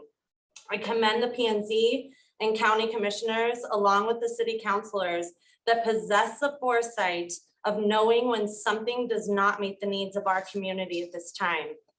Times are changing. We must adapt. While it's great to think about reinvigorating worn out spaces, when does the conversation of true cost take place? There is a massive gap between the approval of a development and the need for the funding required to maintain it. Crossing that bridge, crossing the lack of infrastructure bridge after the fact when it comes to schools, fire, police, childcare, water, hospitals, lack of parkland, evacuation, traffic, sewer, road maintenance, etc., is a severely misguided process. Growth conversations and exercises that include all citizens within the 81601 zip code are needed. Inclusive legacy planning that embraces all cultures and demographics. Surveys will never be reliable enough to make such massive decisions on. Conversations need to be had much earlier in city processes in order for citizens to feel the level of service that you've led us to believe that you uphold. Thank you. Thank you.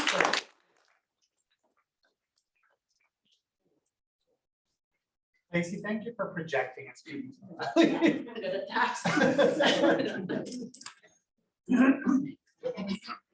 Friend and neighbor. One of there's many questions I think that didn't get answered in this process. A lot of them have to do with infrastructure. But I have a question about what your plan and idea was for the construction workers. This is a large mega building outfit. So I'm sure they're going to have a lot of men. And where will those men live during this project? So are they going to live in this community? Are they going to find a place in this community? And then when they get in this community, are they going to go, really, you can make 80 up in Aspen? I'm in. And then they move in. So I kind of see that process happening where construction workers come here, they make less because they come from other parts of the country and they're working for the big mega firms and they realize what we have here. So we're just building for more builders. So it doesn't really solve that problem. I do understand that you're trying to solve a problem. Shelley, I get that you're trying to solve a problem.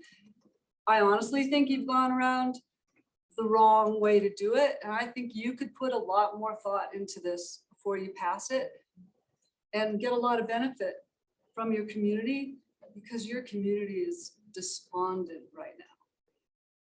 I am pleading with you to just give it a little more time and a little more thought.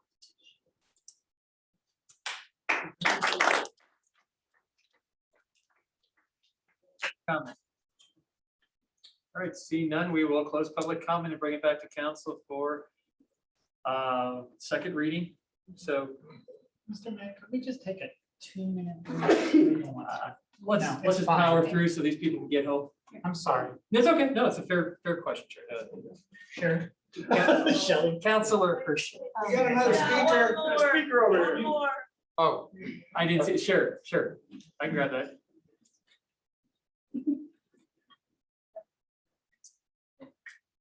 You got 3 names on here. Lori Chase, I think. Yes.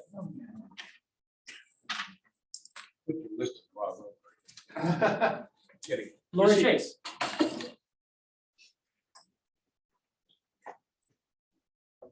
Hello, I live at 705 Cowden Drive. I am a city resident. And I see the 480 Donegan Road project as being extremely large and affecting the entire community, our education system, our fire, police, our sanitation department, water, everything. We are in a severe drought. We do not need any more development at this point in time. I am not anti-development, but I am for conscious development and to take things into consideration that are fact. And we do not have enough water. We do not. Deborah Figueroa said that we have 6 more years before we fill the landfill. Is that with current projections, with the current population, or is that with added population? If council would like me to respond, I'm happy to. Yeah, please. Please. We have put in a permit for another 100 years. The state is currently processing. We have 6 years left now if we go currently. So I am not concerned about our landfill. That is not an actual concern in any way, shape, or form. Okay, it's unsustainable. At any rate, all of this is unsustainable. We do not have enough firemen. We cannot hire them right now because we don't have enough money to pay them a living wage in this area. The same with our teachers. And if we have no teachers or very few teachers, our education suffers, which means crime probably goes up, mental health issues that will increase because people that aren't educated tend to commit more crimes. And some people tend to have more mental health problems if they can't find a viable way to express themselves. Anyway, that's it. Thanks. Herbie Wynn. Thank you.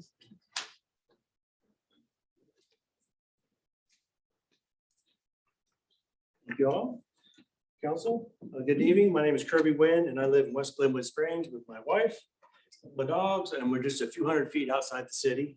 So we're certainly in ground zero for impacts from this proposed development.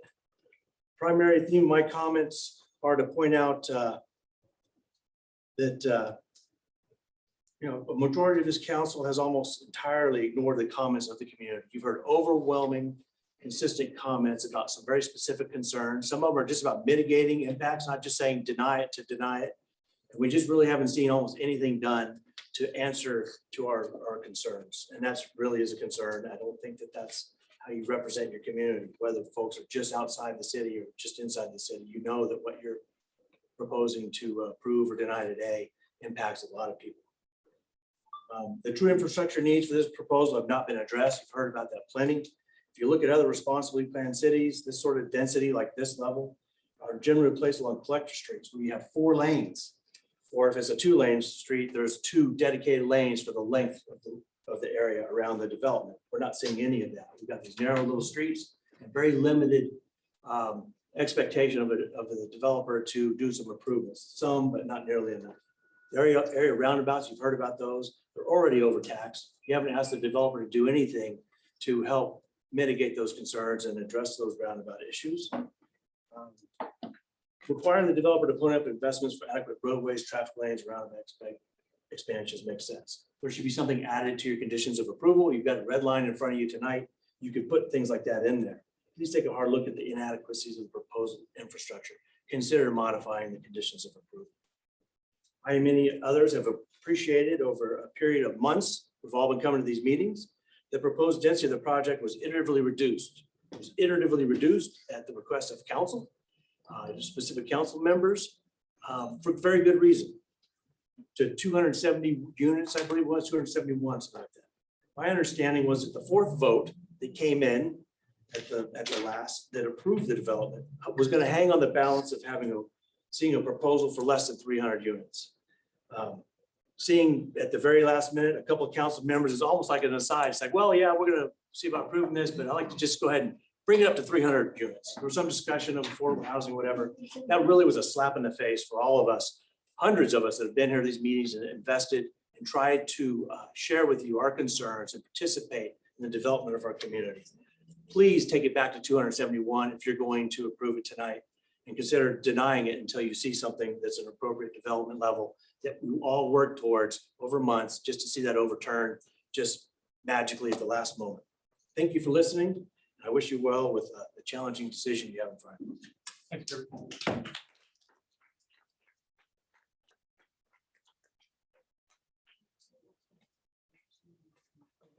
Yes. Hi, good evening, council members. I hope this comes out right. That's all I can say. Name, please. Hello, my name is Wendy Jeffers, 95 Creekside Court in the county. Everyone's using this flowery industrial word, infrastructure, literally passing over only one of the many problems that comes out with overloading our beautiful community. I am ignorant of the many issues already discussed in the past year about this annexation. However, I am highly concerned that you're overlooking a huge sanitary problem. Doesn't the quality of our air impact everybody's health? You seem to think overcrowding by way of development is no big deal. However, by inviting more people, you're impacting the health of our neighborhood with waste and sewer gases. You may have thought moving the sanitary waste to West Glenwood was the answer, but you must not live there. Have you ever gone to bed smelling the hot sewer gases on a hot summer evening, then into the next day? It is harmful. It drives down the value of our land and our home. It is very unnecessary. This is 2021. Have you been near Come and Go on a holiday weekend or right after?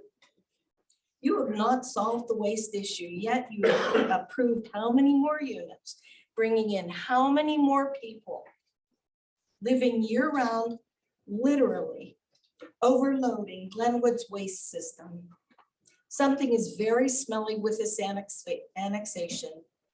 Please respectfully look at the West Glenwood sanitation problem first. And then reconsider exactly what you're so easily approving for West Glenwood. Aspen, Basalt, Carbondale, don't go to bed with the smell of the sewer. Why do we have to sleep with it? Is there anybody else from the public who has a comment? Yes, thank you. The person online, we're ready to take your comment.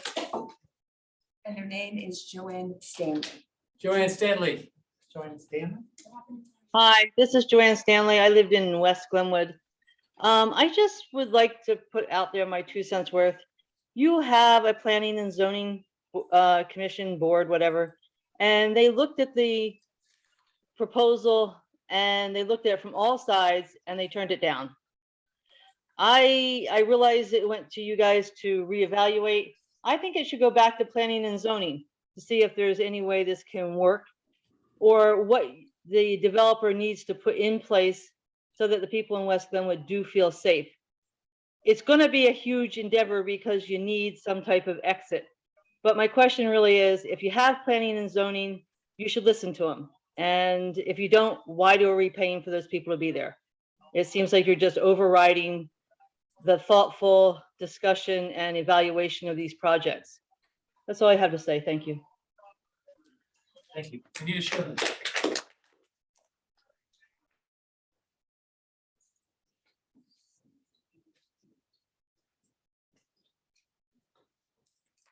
Hi, Anita Sherman. I live in West Glenwood Springs as well. I love it. I live in the Cedar Crest development. I got to tell you, when Anita Sherman and Kirby Wynn are actually on the same side, you guys got to think twice about your positions here. The bottom line is, last year when we did have this fire, you know, I was one of the neighborhoods that was completely blocked out. And we had a small emergency with my husband. He has a heart condition. And it was very frightening. Thankfully, everything was okay and we received the help we needed. But it was a realization that we really do have to think about our impact. And so often we really focus so much on economic development, economic opportunity, economics to build a city so that we can have the services that we want. But so often we forget to balance that with impact. And I feel very strongly that that needs to be a major component in this process. There are so many things that council can ask of the developers in this situation. You are in the catbird seat. And I think it's important for us to be always cognizant of the impact that we have on our communities when we are talking about economic policy. And I really feel that at some point, just because we can doesn't always mean we should. Thank you. Thank you, Edith. Anybody else from the public like to speak? Go ahead, applicant. Mr. Mayor, if I may, Barry Rosenberg is on Zoom, and I know he wanted to make a few comments when all the public has spoken. So, Anybody from the public? Anybody else? Who was on Zoom? I'm sorry. Barry Rosenberg. Oh, the applicant. Correct. Yes, ma'am. Come on up. I didn't hear that, sorry.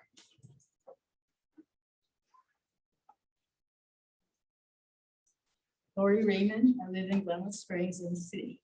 I just want to say that tonight we had a good illustration of what happens when people feel threatened and by a crowding situation. We had hundreds of people here wanting to speak, concerned about their safety in their community. And you were concerned about the safety in this room because of the pandemic and because of the limit on numbers of people. We have been as polite and respectful and careful and courteous as we can be opposing this development. And I don't regret that for a minute, but I want to say that we are feeling that kind of threat for our lives in that community, just like people here would have felt if fire had broken out in this room and we were packed in like sardines. And we are angry, upset, and determined not to allow this to happen. Thank you.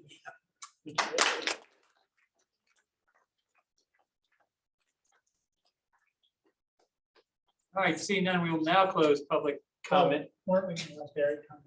Yeah, but that's not Yes. public comment. It's not? No. Okay, just check. So, Kind of is. thank you.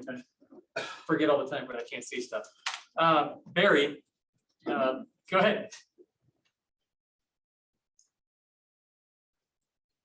Mr. Rosenberg, are you able to comment?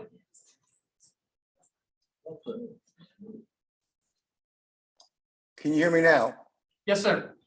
Thank you.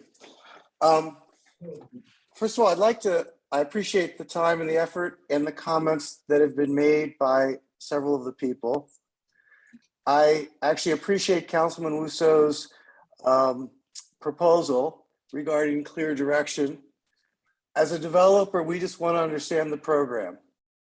We've been excited about this project and pursued it because it was consistent with your comp plan, which talks about medium to high density residential as part of a mall redevelopment.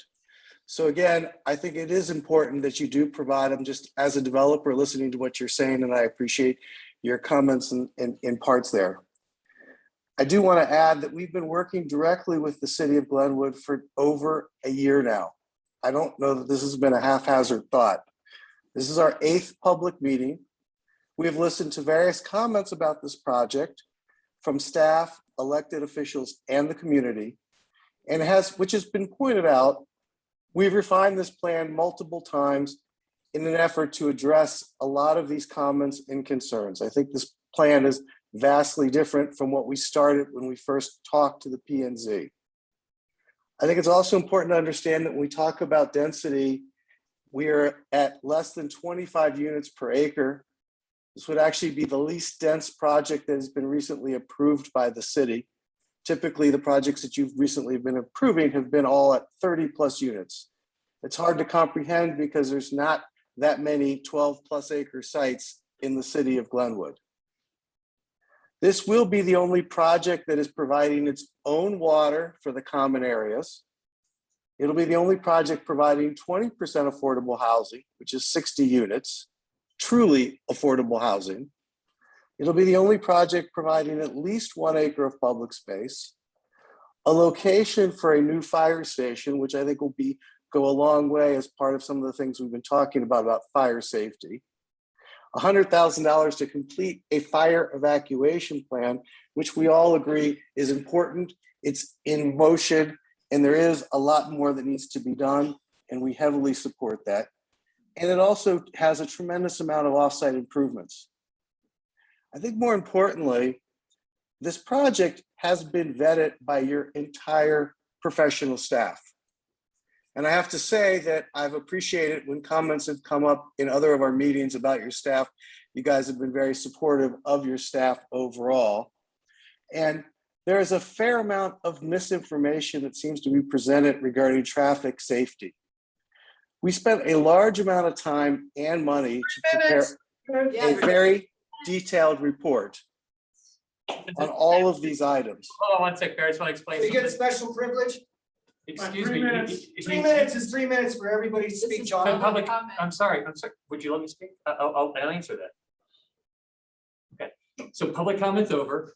We're now allowing the developer to respond to the comments that he heard. We always give the developer an opportunity to respond, and that's not limited to 3 minutes. So that we've always done that for every development application. We did it for the one a month ago, 2 months ago, the one behind Discount Tire. We will do it for every other one. So it's just, I'm sorry, it doesn't seem fair, but that's just what we've always done, and we're not making special exceptions. Is this about development or the annexation? Go ahead, Garrett, Barry. We spent a large amount of time and money to prepare a very detailed report on all of these items. Your staff is made up of urban planners, fire experts, engineers, and housing experts. They reviewed our report in detail, and they have unanimously recommended this project. I appreciate the public comments, but as your professional team who has truly reviewed in detail our application and provided you with fact-based professional feedback about all the items that have been discussed today. I'd also like to make one final comment about the development team. The Demos family is a partner in our project. This family has lived in the Valley for over 100 years. They have been true leaders in this community. I cannot imagine there's anybody in this room who has been in Glenwood longer and contributed more to the community than this family. This is not about an outside group with short-term goals, but about a long-term native Glenwood Springs family and a development family making a long-term commitment to this community. I think if you look at our record, and we've been doing this for 61 years, we clearly evaluate and look at the impact that we've had in all of the communities that we develop in. I appreciate your time. Thank you. Thank you, Mr. Rosenberg. All right, I'll bring it back to council for motion and or further comments. Mr. Mayor, if I may, you have 3 separate motions that need to be made tonight. And I would actually take them in the order of item 14, the annexation ordinance first, followed by the zoning ordinance, followed by the annexation agreement. I would like to point out a couple of things that have been updated briefly in the annexation agreement based on the condition list as we saw it the last time. Is that this? That is. Carl, sorry. Yeah, I printed off a copy to just make it easier for everybody. And it's in the packet as well. Section 10 contains the offsite improvements and included the information regarding the park, which is part of what Mr. Woolman asked for at the last meeting. We clarified the 8-month timeline to make an application for a master plan to 8 months after the effective date of the ordinance.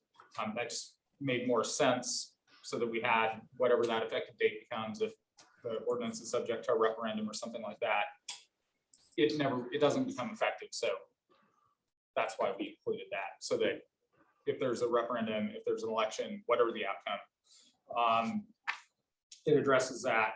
Also addressing, included in the motion was a real estate transfer assessment of 2% on second sale forward. And that's included as item J. And then I did just want to point out something we haven't really talked about, but is included in paragraph 10 or in section 10. And that is that there's some conditions on issuance of a certificate of occupancy, which would be that last piece before anybody could actually live on the property. And that prior to that issuance, the emergency access, those A-line breaks that we've talked about onto the highway and that emergency plan have to be completed. That the new water tank that is being put in to serve West Glenwood would be completed. And that we had the land dedicated for the new West Glenwood Fire Station. And as you know, before the pandemic, or as the pandemic was starting, we were looking at a parcel of ground to acquire to build that station on. We decided that was not the right time to do it, not knowing what the future held. But the funding is there to complete that fire station.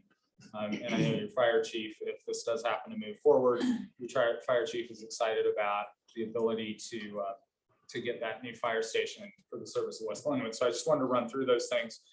Trent and I are here to answer any questions you might have, but the 2 ordinances with attachments now reflect what your approval was at the last meeting. The PUD plan has been updated to reflect those things. And the annexation agreement simply tracks your approval, the direction, the condition list you gave us. So that's kind of where we're at. So I'm just happy to answer the question. For Carl. Carl, you were saying 14, 15, 13 was your order. Yeah, I would say 14, 15, 13, just because obviously if 14 is not approved, the rest don't matter. Thank you. Carl, I have one other question on the annexation agreement. We had talked about that adding the direct access onto Highway 6. Yeah, it is. The south of the property that will relieve traffic. Yeah, so if you look at 10H, The condition is amend the development proposal as is necessary to include direct access to Highway 6 through the parcel to the south. It would be on page 5. All right, thank you. Yes. While we're on page 5, can you clarify who will benefit from the real estate transfer assessment? Council will need to decide what to do with that funding. What I would tell you, this would be the first one we've done in Glenwood. In other communities that I work in that have a real estate transfer assessment, it is typically dedicated to their affordable housing program. Okay. So but that's something that, since this is the first one, Yeah. You'll be hearing from me, and Sure.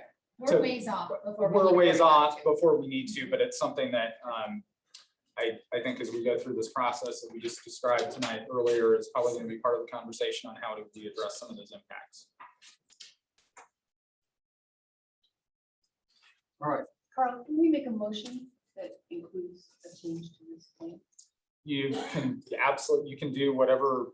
Yeah, it's there. None of this is, I mean, it's second reading. It's your motions. Mr. Mayor, before we make a motion, can I just make a brief comment, not a question? No, if you say no, no. I'd love to get a motion. Okay. Thank you. I'd make a motion to approve item 14, ordinance 2021-08, annexing the property to the city in second reading as amended. I'll second that motion. The motion by Counselor Davis, seconded by Counselor Cop. Tony, thank you. So I really respect Mr. Rosenberg, and I appreciate him talking. But, some time ago, the Post-Independent wrote an editorial aimed at us for approving or not approving a marijuana store, and the county commissioners across the street for not approving Hacienda. I'm going to mispronounce that, Hacienda. And saying that staff in both cases had approved it. I do not work for the city of Glenwood Springs. I do not work for staff. I work for the people, Mr. Mayor. And staff, if someone's going to work with staff for 2 years or a year on a project, of course they're going to approve it. They're going to say, put a sidewalk here, move the swimming pool over there, make sure there's a big park here. If you get sort of ingrained and you're working with and I'm not saying staff's doing a good job, it's their job and they sort of guide the project. So when someone says, well, the professionals or staff approved it, that is certainly one consideration. But the other thing we have to consider tonight, and I have a feeling I know what the vote's going to be, but it's what the people want. We are the representatives up here of the people. We are not.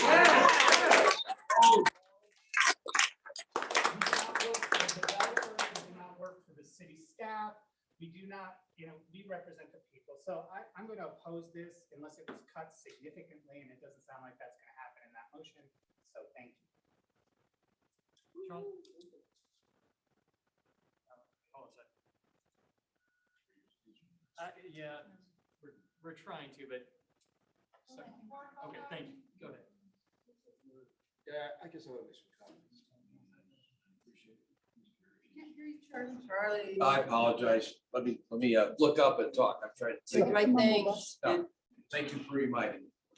I want to make comments generally about the things that I've heard both before the vote a couple weeks ago when we voted to first reading to approve these. Things I've heard since then. I appreciate Jennifer Bannon coming to my house. I didn't call everybody back that called me yesterday. I think I had 20 to 25 phone calls yesterday. Most of her comments, I listened to all your comments. If you asked me to call you back, I tried to call you back. A couple of people tried to reach me today, and I couldn't speak to them. I apologize. My work as a lawyer, I just couldn't take any of my calls today. I have fully heard what the group here has said, and I appreciate the comments of this group. I was elected from a ward that I was elected in. When I ran for office, I was elected to represent the best interest of the city of Glenwood Springs. Made an unpopular decision 2 weeks ago. I think it was 2 weeks ago. I'm going to stay with that unpopular decision tonight. Boo!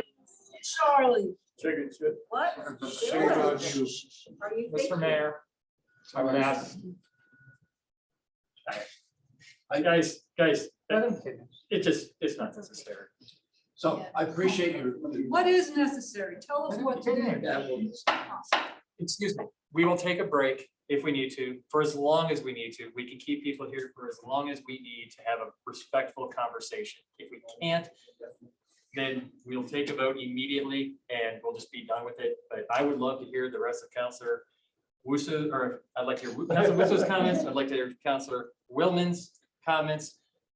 We were respectful. We heard your comments. We would love it if you could be respectful and hear our comments. I agree. And I appreciate even the votes. I understand. You know, it's not popular. Didn't take this office to be popular. I took this office to try to make the best decisions that I could.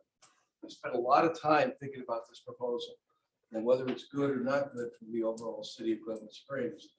It's my belief this is going to be beneficial to the overall city of Glenwood Springs. I understand the people who live in that neighborhood. This is a lot of impact on them. And I fully understand if I were in your shoes, and I would be upset by that impact as well. We've approved a lot of large developments recently because people have a right to develop their property. That's built into that. If you owned a piece of property and you wanted to build on it, you would have a right to do that. The only difference here is this is currently not within the city limits. It's in the county. So the only decision we're really doing is say we're going to allow it to come into the city limits. And then we're going to try to determine what the best use of that property is once it's within the city limits. I'm comfortable with the fact that this still has to come before us again with the site plan.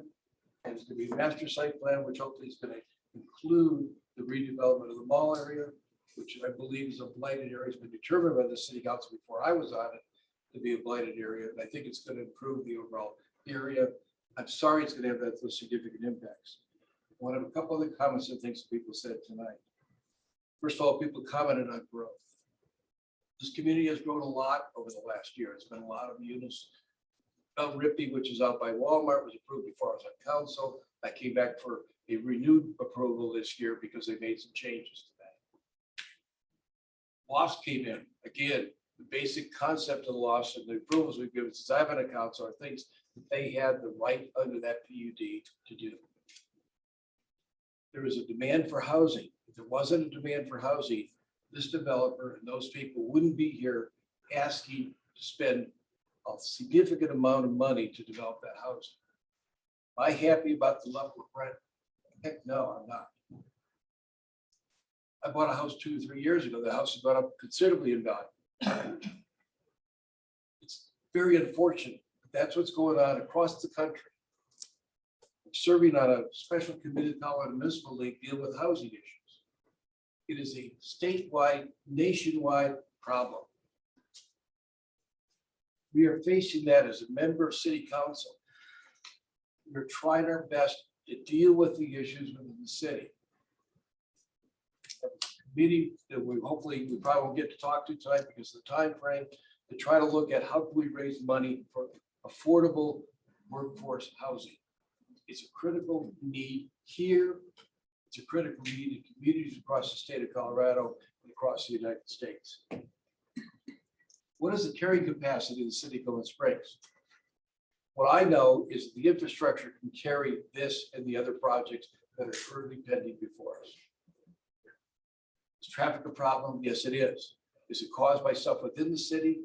Not necessarily. We also have to charge staff for looking at transit demand management study to try to determine how we can reduce the amount of flow through traffic, the stuff that we see on Grand Avenue every morning and every afternoon. We are trying to address those issues. Childcare. I would say well beyond the years where childcare is an issue I have to be addressed, but I've been through that. I've raised 4 kids here. It is a critical problem, again, not only in the city of Glenwood Springs, the state of Colorado, and the United States. We have to find childcare providers. There's a childcare proposal in the city, I think down near Sarah Park, as I recall. That person backed off because of neighbors' opposition to having a childcare facility in her neighborhood. These are not easy solutions. This development's not going to solve or create those problems any more than already exist. Parking in Highway 6 and 24. I don't like the parking on Highway 6 and 24. Talk to the CDOT because we don't control parking at Highway 6 and 24. We cannot have our police remove those vehicles. I have not ignored your comments, which I've been accused of doing. I've listened to those comments. I've spent hours and hours and hours reading comments, listening to the input in these meetings, talking to people on the phone. Committed to continue to stay in a position where you communicate with me about issues before the city. I hope as we develop, if this gets approved tonight, as we develop the site plan for this process, you're back here giving us input on what a good site plan looks like for your unit. I'm sorry I disappointed with my vote. I'm doing the best I can. It's a very difficult job. Thank you. Charlotte? Councilor Russo. Thank you. I want to address Mary's comment about the staff approving this or being in support of this. And I want to just mention that I was on planning and zoning, so I have a pretty good familiarity with the concept of our municipal code, how staff interprets it, and how ultimately they make a recommendation to us. That recommendation isn't because they have a predetermined opinion on growth, on what a community should look like. Rather, it's an interpretation of code. And they're working with the developer at every point and juncture to see that the project meets requirements, ADA requirements, setback requirements, all of this minutia.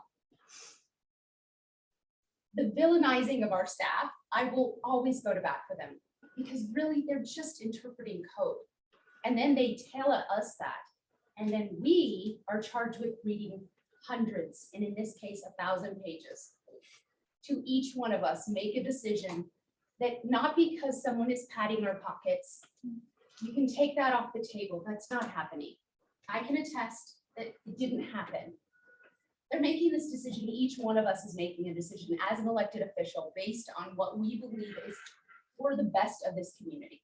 And while I won't be changing my vote, I honor that they are making that decision based on their feedback, and we as a council will make this choice together.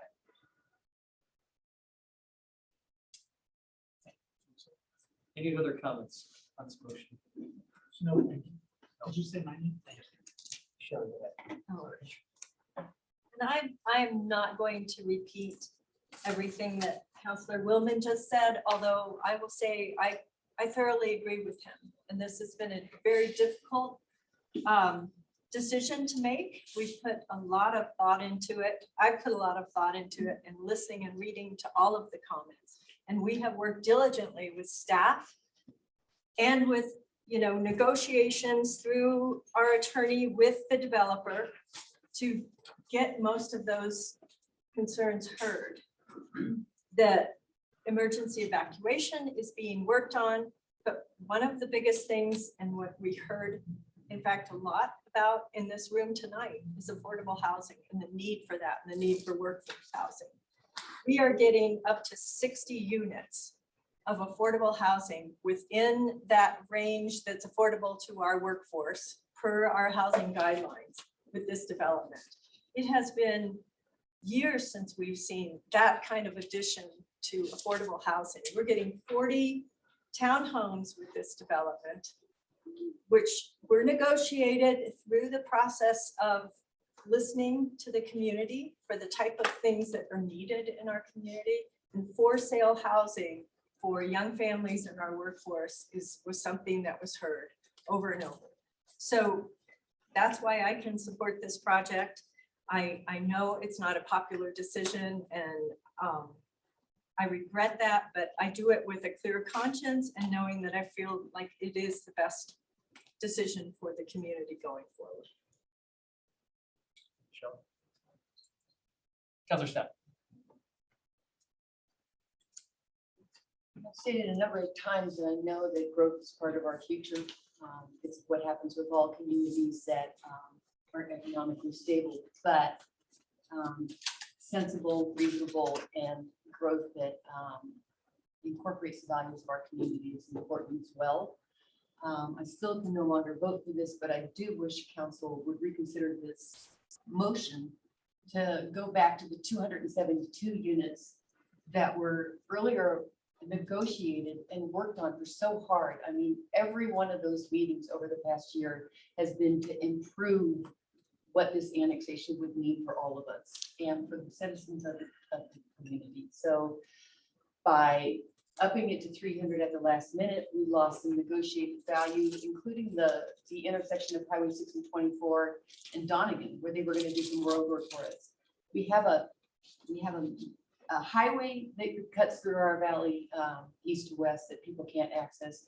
We have a 2-lane road, Highway 6 and 24, that people have difficulty using when there's an emergency. And I just feel we need to put every effort we can into mitigating the problems that we're going to have with this annexation. And I hope that when we get to the point of actually looking at the development, after what it looks like this is going to pass tonight, that we actually take those things into consideration again and go, how do we make this best for our community? How do we work with these developers so that we're still taking care of these neighborhoods? I've heard the developer many times come back into my questions and answer with some reasonable answers. So I applaud the work that we've done this year. I'm just sorry that we took a step backward from the last minute on our last vote.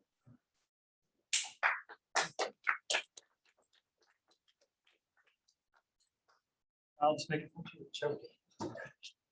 few comments. I'll read briefly from the P&Z minutes from, it looks like the May meeting. It says Commissioner Shatner, and this kind of goes to address that we don't listen to our boards, and the board, our P&Z denied it 4-0. And what they said in their denial with what they had in front of them was, we don't like this, but if council does decide to approve this, we would like to see the following changes. So I'll read from it briefly. Commissioner Shatner made the suggestions based on public input that city council consider the following items: installation of story poles, lowering maximum heights, reducing density, removing false gables, on-street parking should not be counted towards parking requirement, need for owner-occupied housing, more inclusionary housing than minimum required, need for evacuation study before future large-scale developments, need for a fire station in West Glenwood, need for Highway 6 entrance to the property, possibility of redeveloping this process and the mall simultaneously, and additional traffic studies. Commissioner Kilberty suggested the council consider encouraging the developer to dedicate parkland rather than pay parking fees. Kilberty also suggested reducing surface parking by adding tuck-in parking spots underneath buildings. As I read through that list, I think we did listen to PNC. I think every single one. We didn't do, I don't know if they did story polls. Oh, I don't not think yet. they did story polls. And Not so I guess I take exception because we do value our planning and zoning commission recommendations and their feedback. We do recommend, or we do listen to and value all of our boards and commissions. They have a job to interpret code and comp plan. We have a job to make decisions that benefit the whole community and take into consideration things that they don't necessarily have jurisdiction over. Diversity of housing, diversity of our community with our with minority folks, with single moms, with the kind of community that shows a true diversity of fabric and color. They don't have that in any of their guidelines. Things like this that have 60 affordable housing units help that. I know I'm not really popular at all. But I want you to know that we all are trying to do our best for what we think is the best for this community. And the people that are yelling at me now and have written just things as alleging that I'm on the take. If I was going to be on the take, guys, I would have taken money from RMI. I would have taken Gregory Dangler and Chad Bernstein's money, because that's a lot more than you guys could probably put in my pocket, or any other developer, or Mr. Barry Rosenberg could put in my pocket. I was out there for the last year and a half. I've taken time away from my family to go to Washington, D.C., to lobby on behalf of not just West Glenwood, where this mine is going to be disproportionately affecting you guys, but for the entire community. I'm not looking for a medal. I'm not looking for a big pat on the back. I signed up to do that. I'm excited to do that for the community. But just understand that the things that you're going to vilify Charlie for, and Blair's editor, and the rest of the people who disagree with you on this, are the people that are going to chain themselves to the gate of that RMI mine if that thing does go through.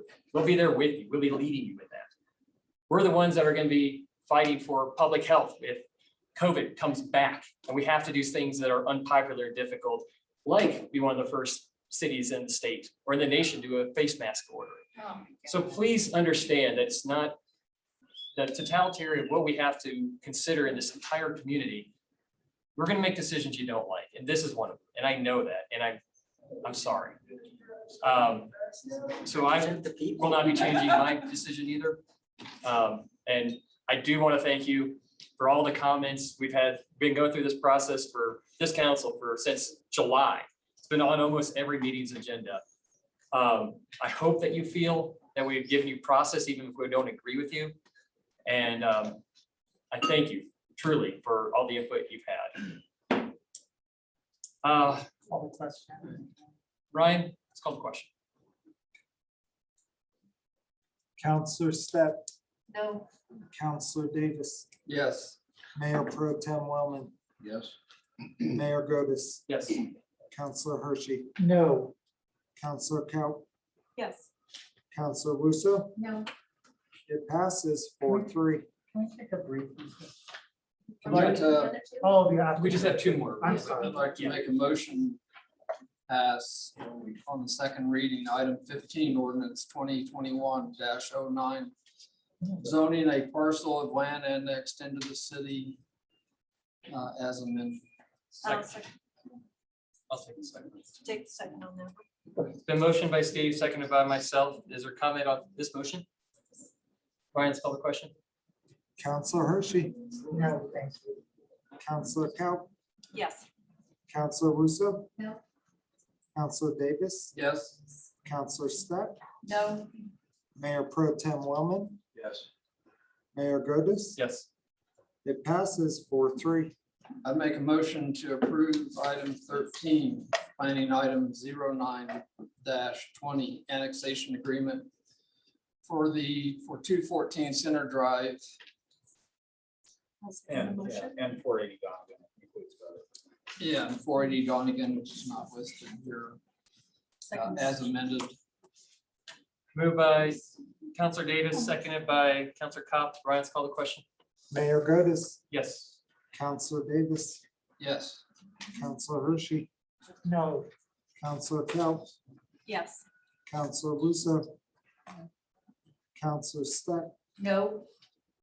Mayor Pro Tem Wellman, Yes. passes 4-3. All right, everybody, let's take a 10-minute recess. We'll come back at 8:48.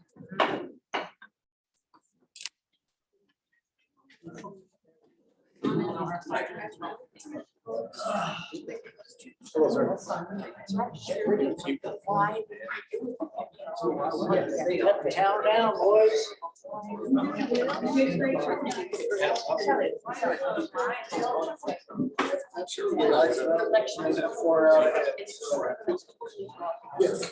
No, I.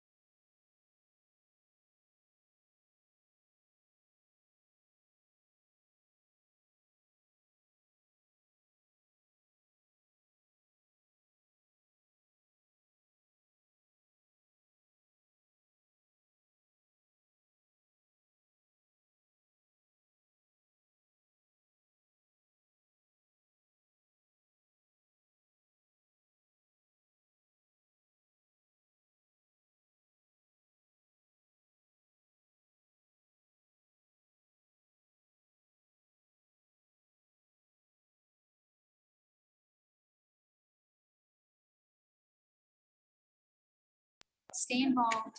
Oh, listen, yeah, I know. Yeah.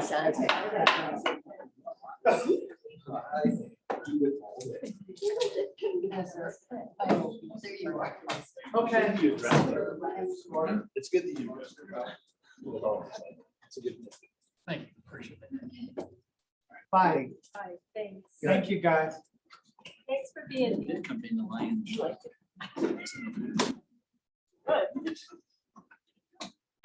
All right. He is home now. All right, next item, on the agenda. I had one, I had to give it to. Sorry. I don't suppose I can make The up. next one is continued. Yeah, can I get a motion for a continuance of, Mr. I'll second. So moved to continue planning file 60-20 until the next meeting, is that right? To the November 18th meeting? Second. Wait, November 18th. Yeah, we're requesting a continuance given uncertainty.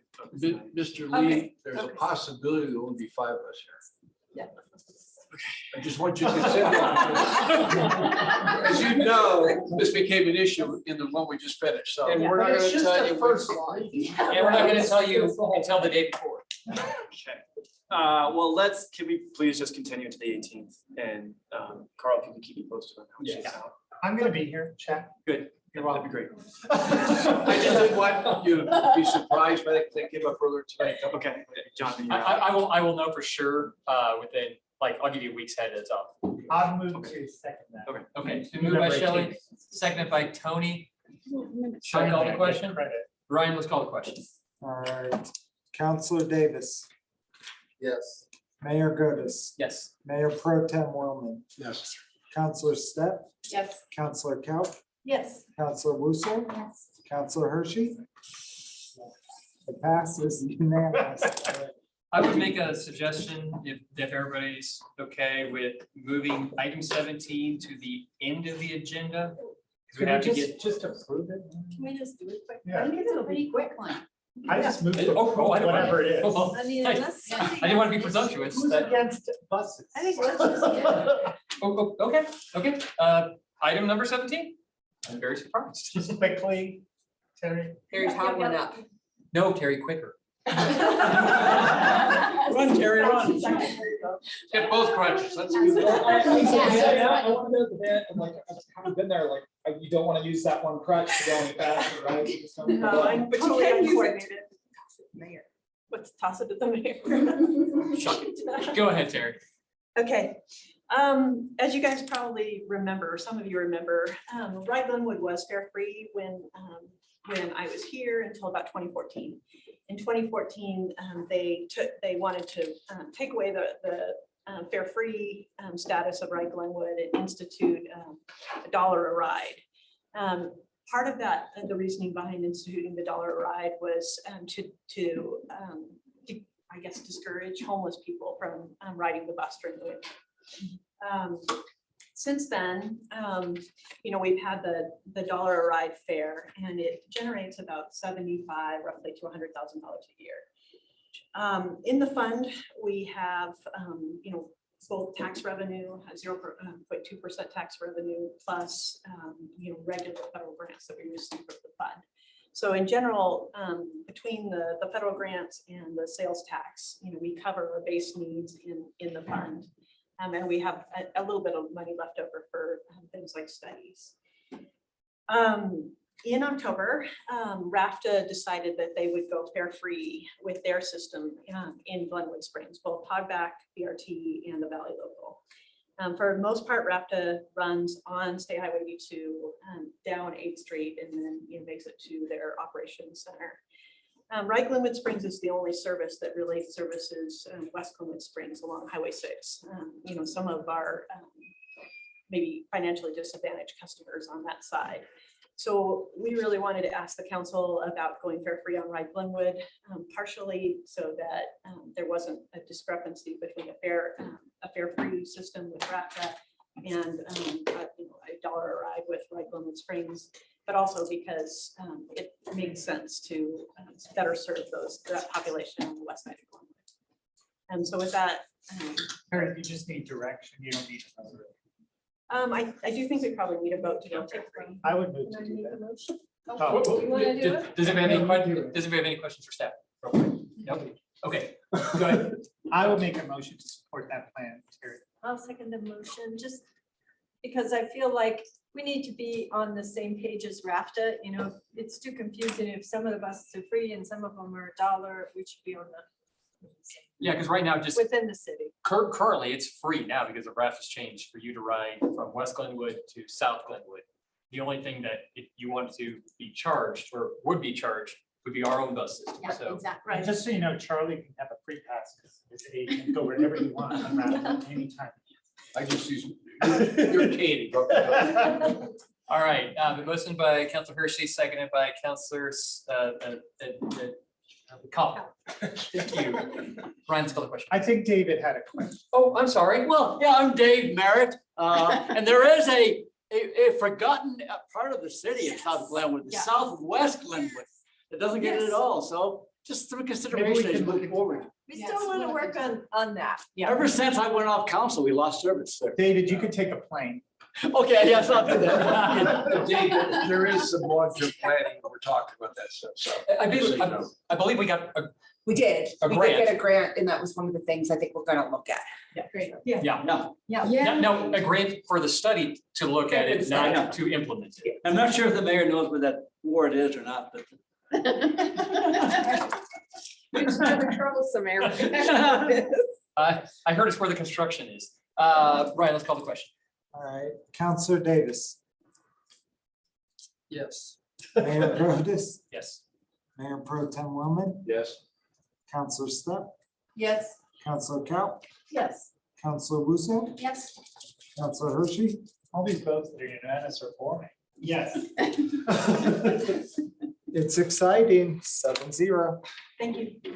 Thank you, Terry. Really boring for the rest. Terry, of the take night. care of yourself. I will, I'm gonna head. Rest your knee. Thank you. Yeah. Fuel tank upgrades. Okay, this is me. Bear with me. The 2022 budget includes $300,000 to upgrade the Jet A fuel system. You guys said, please bring it back on November 4th. So it's me bring it back with an addition. Essentially, I'm asking if we want to stay in the Jet A fuel business, we should invest in a real Jet A system that can safely provide much more fuel. We're looking at a 12K fuel filling system as opposed to a 500-gallon one. So that cost of that. Sorry. The cost of the Jet A fuel system, just to purchase it, is $212,804.82. And we would still have to do additional work. We have to pour the foundation. So that's about $300,000. The reason I'm asking you to do this and to make a decision about whether we want to get into Jet A or not is, you know, the fire department really kind of put us on notice that we need a plan. What we have now is on private property in unincorporated county, and the hose goes over onto city property where we sell it. This is not a good setup. It's not as safe as I would like it to be. We only get about $40,000 to $50,000 a year at most in profit from the Jet A fuel system, and it is not worth the risk to the city to do that. And it is a risk to the city organization. So, Yes. what is to stop the current Jet A fuel provider from competing against us? I mean, it's sitting on private property, but he is not selling it. So, I mean, I don't think there's a stumped me. I have no idea what the answer to that question Are is. you asking the 500-gallon tank that Wayne Red currently owns? Right, he owns the tank, it's on his property, it's in the county. Why, like, what authority, do we have authority? If we spent all this money, what's there to stop him or some other potential? It's relatively easy. It's the fire marshal. And it's our airport. Yeah. So you can't run the hose onto our Okay. airport Okay. without our permission. Can I ask a question? Go ahead. So I don't know if it's a question for David or for you. What's your name, Deborah? I heard something tonight during our work session that about, for me, it was from Joel or David, that a skid unit would be cheaper. Can someone explain that? Because I know nothing about it. But could We've actually, yeah, I think it's been looked at. I think part of it is a supply chain issue, not to keep saying that. I think they're trying to find the most cost effective, because that was my question too, having worked in these situations before, is that a full skid system is kind of nice. Because you need. And Carl, I really appreciate your expertise because I know you were an attorney for the airport in Grand Junction. So I appreciate that. I just want to make sure we're getting a good deal. I understand the supply chain. I've been waiting for a couch from American Furniture for 3 months. So. Yeah, I understand the problem. I talked to Classic Air Medical. They will definitely buy more fuel from us if we have a stable supply, as well. Like, unfortunately, we will have more fires. When that occurs, I believe the feds will buy more fuel from us, but they can't right now because it's 500 gallons. You never know whether it's there or not. We're suggesting that this be a loan from our capital fund that is repaid over 5 years. No promises there, but I do think if we put in a real system like we would put in any other place in property we own, we don't have this system at the MOC. We will be able to repay the capital fund. And it's a bigger risk than I am comfortable for the city to bear going forward. So, yeah, go ahead, Paul. So, hold on. My name's Steve. Right, Shelley's next. That's not Lisa, my name Shelley. is You are. Just trying to make sure. So I had a question on, are we going from 500 gallons to 12,000? Is that what you said? Okay, and is that an appropriate amount? Has that been talked about? That's with the our airport manager made that recommendation. Okay. Because that's that communication. She is a professional manager who I think has been working with the airport commission. And I think this is one of her biggest selling. Well, but can I speak for a minute? This is just that community, and not critical of staff or critical of anybody. This is that communication staff. I just like to see that loop closed. And it's, I have a question on that sizing of it, but also like where it's going to go. Without a master plan right now, we only want to locate this thing once. We don't want to have to move it, right? Well, and I think we would try to work on it. We work with Terry to find a place where we wouldn't have to move it again. Okay. But I mean, I think the decision before you tonight is either tell us yes to go forward with a Jet A, or I'm going to tell you we're going to get out of the Jet A business. And I can be, I'm okay with approving going forward with it, but with the caveat that we work these things out. And I'd love, if we're going to have an airport board, I'd like them to be part of that conversation. It's just. Yeah, David Merritt, 1504 Mountain Drive, Glenwood Springs, and I'm the chair of the Airport Commission. I was kind of surprised to see this on the agenda for tonight, just because 2 weeks ago at the Airport Commission meeting, we talked about this. We talked about putting a performer forward and seeing, how it would look, what the cost would be, what the repayment would be, just looking at it from a business standpoint. It was just 2 weeks ago. And then all of a sudden now we have, was this competitively bid or not? Would you like me to explain why it's on now? It's because the fire marshal went back out there and looked at it and said, you need to change it. Yeah, which happened, but we could have had, some sort of communication to us, even just sending us a copy of this. We would like to be involved in, how we're going to repay this, where it's going to go, as it fits into the master plan. We've been looking at wanting to do this, and all of a sudden, was there a competitive bid put out on it, or just call somebody up? We got 3. We're getting 3 bids. Yeah, 3 bids. So it is in compliance with procurement policy of the city and how to go through this, particularly in the circumstances of trying to, do it because of the lead time on Yeah, because I read the letter from the fire department, it was 6 months. It was 6 months of trying to. As long as we move forward with this, but if would not like to be continually surprised, because every time we are surprised with these things. And to be fair, if there's an emergency in a park, I don't always necessarily go to Parks and Rec and be like, Parks and Rec, would you like me to do this, right? Yeah. I know tensions are high. This is part of my job for public safety. So Yeah.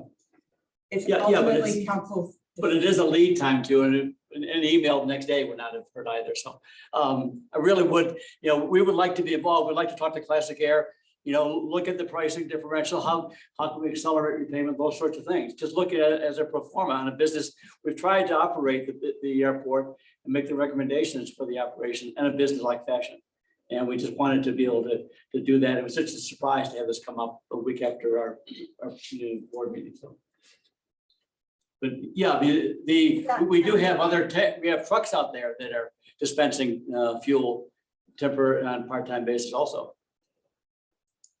Okay, questions? I do have a question. So, and it leads a little bit back to what Dave was saying, is that it felt like we have some lead time. This letter says respond, either comply or respond by November 26th. And here's how I feel right now. It's like, okay, yes, this is a safety issue. We do need to take care of it. But even in our discussion this afternoon, there were questions on, is Classic Air possibly going to help us pay for some of this? Where we could possibly go with that as far as that goes. There was a talk of, you could even have a fuel truck up there for a few months while we resolve what this issue is. So I'm just concerned that we're jumping in going, oh, quick, let's spend $300,000. Somewhere I feel like I read $500,000. That's if council would like to do both at one Right, time. and that's a lot of money. I just want to put it on the table. It's a lot of money, and I just kind of feel like we need to keep that in mind. Is yes, it's a public safety issue. That's primary. I understand that, but I don't want to jump into the fire. However, council wants to go with this, I'm fine. I feel like I have fully let you know that it is not a great situation. Right. So I've informed you and you can make a decision now. So are you saying though that my question, when you get back to that, was we cannot wait to at least talk with Classic Air to see I if they have want to talked to participate? Classic Air and they have not volunteered to pay for this. Have we asked them? I told them we were having this discussion. They wrote a letter and they said they would really like you to do this. Did I say, would you like to pay for it? No, I did not, because I think it is time for us to take over professional management of this airport. So we have a safe airport like every other facility that we have. So Deborah, are you asking? Hold on, tonight- hold on. I'm sorry. Well, I'm just not clear what we're at, or you could ask Jonathan, what are we asking? Well, My vote's first. yeah, let me go down the line. Let me go down the line. So Paula, are you done with your questions? I'm leaving, sir. I guess it's my main question is what Jonathan just said is, have we asked them, Classic Air? I mean, because it's an opportunity for funding, and I know that when you're looking for funding, you turn over every stone, so. No, I have not asked an outside company if they're willing to pay for I did talk to them. They're very much encouraged. They would like us to do this so they can purchase more fuel. So I'm more than happy to do whatever council would like. All right, next is. Report. Yeah, I know. Was that you? Okay. Thank you. Go ahead, Charlie. First of all, I had a gentleman who owns a former client of mine, so I, full disclosure, I have represented him 10 years. They contacted me and wanted to meet with me. We met yesterday afternoon. We met yesterday afternoon. Thank you, Carl. And he has a helicopter out at the airport. I won't mention the name if it's appropriate, but he told me that he doesn't buy Jet A for his helicopter because it's not adopted. There's not to be fuel there or not, which is what we discussed. So that's one thing. So I do think if you build it, they'll come kind of thing.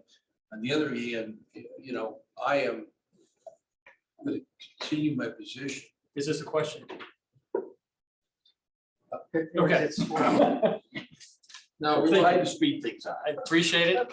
Counselor drag this out. as long David. as we can. Well, no, I'm trying to respect everybody. Can we just get an answer? Go ahead. Mr. Mayor, please? Well, my only question was brief. This fuel system you're talking about, is this an above ground tank, an underground tank? All tanks have to be above now.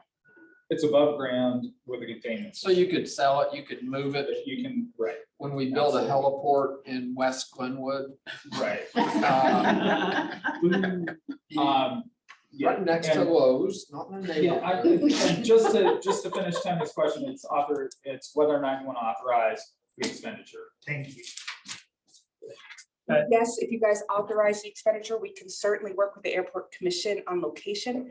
But I think really what? And cost, yeah. Well, I mean, this price is good until tomorrow. So it's different after tomorrow. Meredith, I think, tried to work some magic to get this price held. So I can't tell you what the price is if we don't. Go ahead. Thank you. Ingrid, questions? Yeah, so I'm gonna ask my questions as a complete novice about airplanes. It's ridiculous. Councilman Counselor Russo, Hershey. it's 9:30 at night. My I'm question for trying to you leave is, this alone. you're getting this feedback specifically from the airport managers, correct? Correct. Yeah, past and past and present. I would say current. Our previous one is the one who set up the system we have now. Okay, and at that point, did the airport commission have an opportunity to review any recommendations? For which one? Or from the past? I believe so. She was very closely tied to the airport. Okay, so this was kind of in queue. You guys knew that something along these lines were needed? We knew we wanted to replace what was out there. Yeah. We needed to have clear guidance, and are we going to be making that investment for the future? Sure.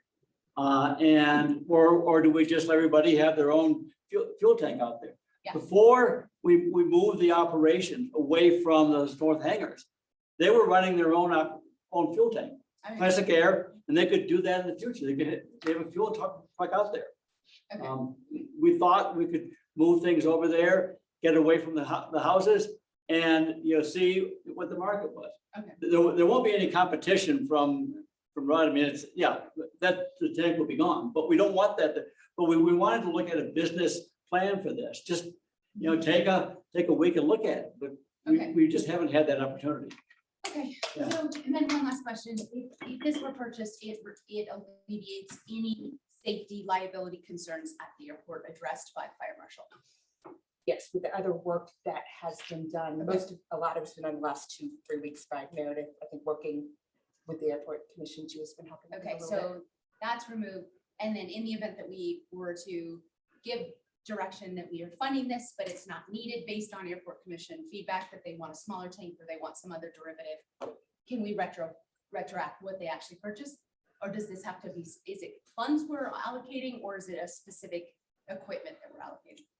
You are, I think, giving me permission to go forward with ordering it. With ordering that specific, Which I think Okay. was the low price, and we have every belief that it is just going to go up, right? Okay. Everything is just going up. Okay. Today, Joel said he spent either the day or some day like tearing down. I have pictures of sheds being removed. Yes, we had two of the biggest problems out there was there were wooden sheds Right. over, and that's just, it's not. So if he was working with Meredith, does he have workers' comp for the city? I mean, what kind of liability do we have? I by- have tried, I don't know if he was doing physical work. We've tried to be very clear with the airport commission. They are not to do work. It's not on our. I can't tell you what happens. Yeah. It's But if also, he's working with Wade our staff. Reds was not on our property, so maybe that's the one you took down. Yeah, I worry about that. So too. we need to, I appreciate that. From the legal liability standpoint, Carl, it's the address or respond by November 26th. It is. Does that give us enough time to respond and say, we're going to take it to the airport commission for them to address it? I think, yeah, I mean, you can do whatever you like. I think the concern that staff has expressed is that the cost of tanks continues to rise. And so they had kind of after doing their due diligence on 3 quotes, they had a low quote that they could hold until tomorrow. I don't know if it's possible to hold that until the 26th or not. I think that really the 2 issues that Dave raises are unrelated to the need for I think everybody agrees there's a need for the tank. The question is, what does the business model look like for that? What's the payback period? And the other one is location. And those 2 things I think can be addressed while the tank is on order. Well, it pays for it as well. Right. Yeah, I mean, and that's like those things are, I mean, I think the sizing of that tank, I think everybody, at least what I thought I heard today earlier is that people. I'm not sure that, there was discussion back and forth between 6,000 or 12,000 gallons. We need to look at what is the fuel Yeah, flow. and I think the recommendation of Meredith at 12,000 really having to do with the amount of free space you need. And the kind of that scenario where we had, what was it, 9 helicopters sitting on the runway. You know, what's reasonable in those kinds of situations for turnover? I guess I'm kind of, you know, it's you guys' call. I'm always of the mind that larger is a safer thing.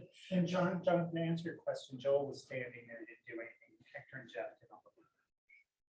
Oh, were you there? How do you know that? I knew that because we just texted me. What kind of current reserves do we have in the airport fund? I think we spent most of them when we just got the Unicom system. Okay, so those are basically zeroed out. You had like 161, if I remember right. So the Unicom was purchased. And then the Unicom was 90, right? Yeah. So that's 70 left. So we would exhaust those reserves before we go to the capital projects fund? Would you like us to? Yeah, I think so. Yeah, I mean, it's airport.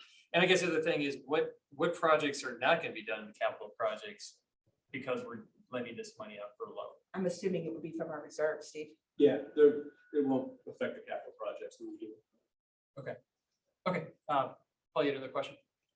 So just to be clear, if we say go ahead and do this, we are at least committed to keeping the airport open for 5 years to give the airport opportunity to return that funding to our. I'm not sticking my toes in that at I was all. gonna say, that's like- That's what I'm reading is it's a 5-year commitment. Well, it's a 5-year, I mean, it's, To address. you're loaning money to yourself. Right, They're not a separate entity. Right. If you decide you're going to not require the payback of that because of some other reason, would not be the first time that a council has made that decision on a loan to an enterprise fund. but in the big picture, if you're looking right at it, that's what we're saying is. It's whatever you think it is. I'm just saying it's your money on both sides of the transaction. I guess, Paula, I see it personally as we're taking care of a safety issue right now. Right. In a fueling capacity issue. Not really much beyond that. Right, okay, thank you.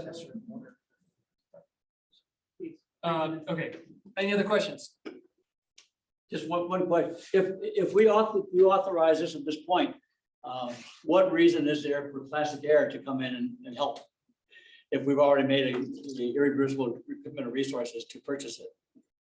I mean, I guess I'm gonna argue pretty strongly that this kind of a private-public partnership has gotten us in a couple of places we really don't want to be over history at the airport, and particularly on an income-producing investment for the airport.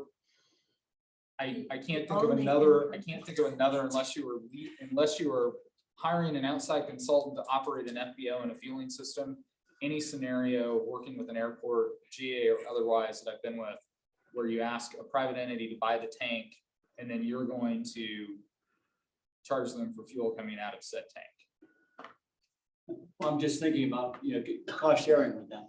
That's what I'm saying, is that this is one of those private-public partnerships that typically you wouldn't do because it's your one income source. So if you give away your one, like it's kind of. Could we do a flow rate? Staff is suggesting we want to own it full out. But we could do a flow rate if we did want to. We could do a flow rate, which is a whole, I mean, a flow charge on private fueling on the airport, but in order to do that, you really need to have a tank that you own that they could otherwise buy.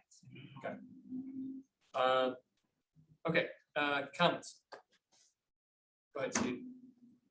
I've got, if you've got a fire marshal that says this is a problem and you don't have a single citizen airplane parked there that even uses this fuel, I would just kill it right there. Now, if Classic Air wants to try to figure this out in the future, then they can figure that out 6 months from now. Classic Air, the hospital in Vail does not have a fueling system in Vail. Where do they buy their fuel? They go to Eagle to do it. Eagle is the same distance to Vail as it is to Glenwood. So it's not like we're cutting them off from buying fuel. They just need to go buy fuel at a real airport somewhere. And we should be out of the fuel business until we figure out if we're going to have an airport or not have an airport, or improve it or not improvement. or move the heliport to the west side of O's, which is where I think it ought to be anyway. You're not landing and taking off helicopters in a neighborhood. I think there's a big discussion here, but this fuel thing, if the fire marshal says it's no bueno, then nip it. I'm not willing to spend $500,000 on or $250,000 so that we can make $25,000 or $30,000 a year off of that. It makes sense to me on that. Oh. But still push. I think that was from before. Okay, sorry. Tony, go ahead. I appreciate what Steve is saying, but even if the airport were to close tomorrow, we could still have a heliport there. We could still use the system. If for some reason the airport closed, I see no reason why the system couldn't be sold. I appreciate that this is a lot of money, but I think what I hear from Deborah and from Carl is we have some serious safety issues here. And what did you say, Deborah? We want an airport that's safe like everywhere else. And, you know, I just don't like this sort of idea, David, of a sort of like a free-falling fuel system that is not safe. It doesn't work. If there's a motion tonight to close the airport and people in this council want to go on record saying they want to close it, let's do it. But I don't think there's the will on the council, Steve, to do that. So if we're going to keep it open, then we need this. So I'll support it. Any comments?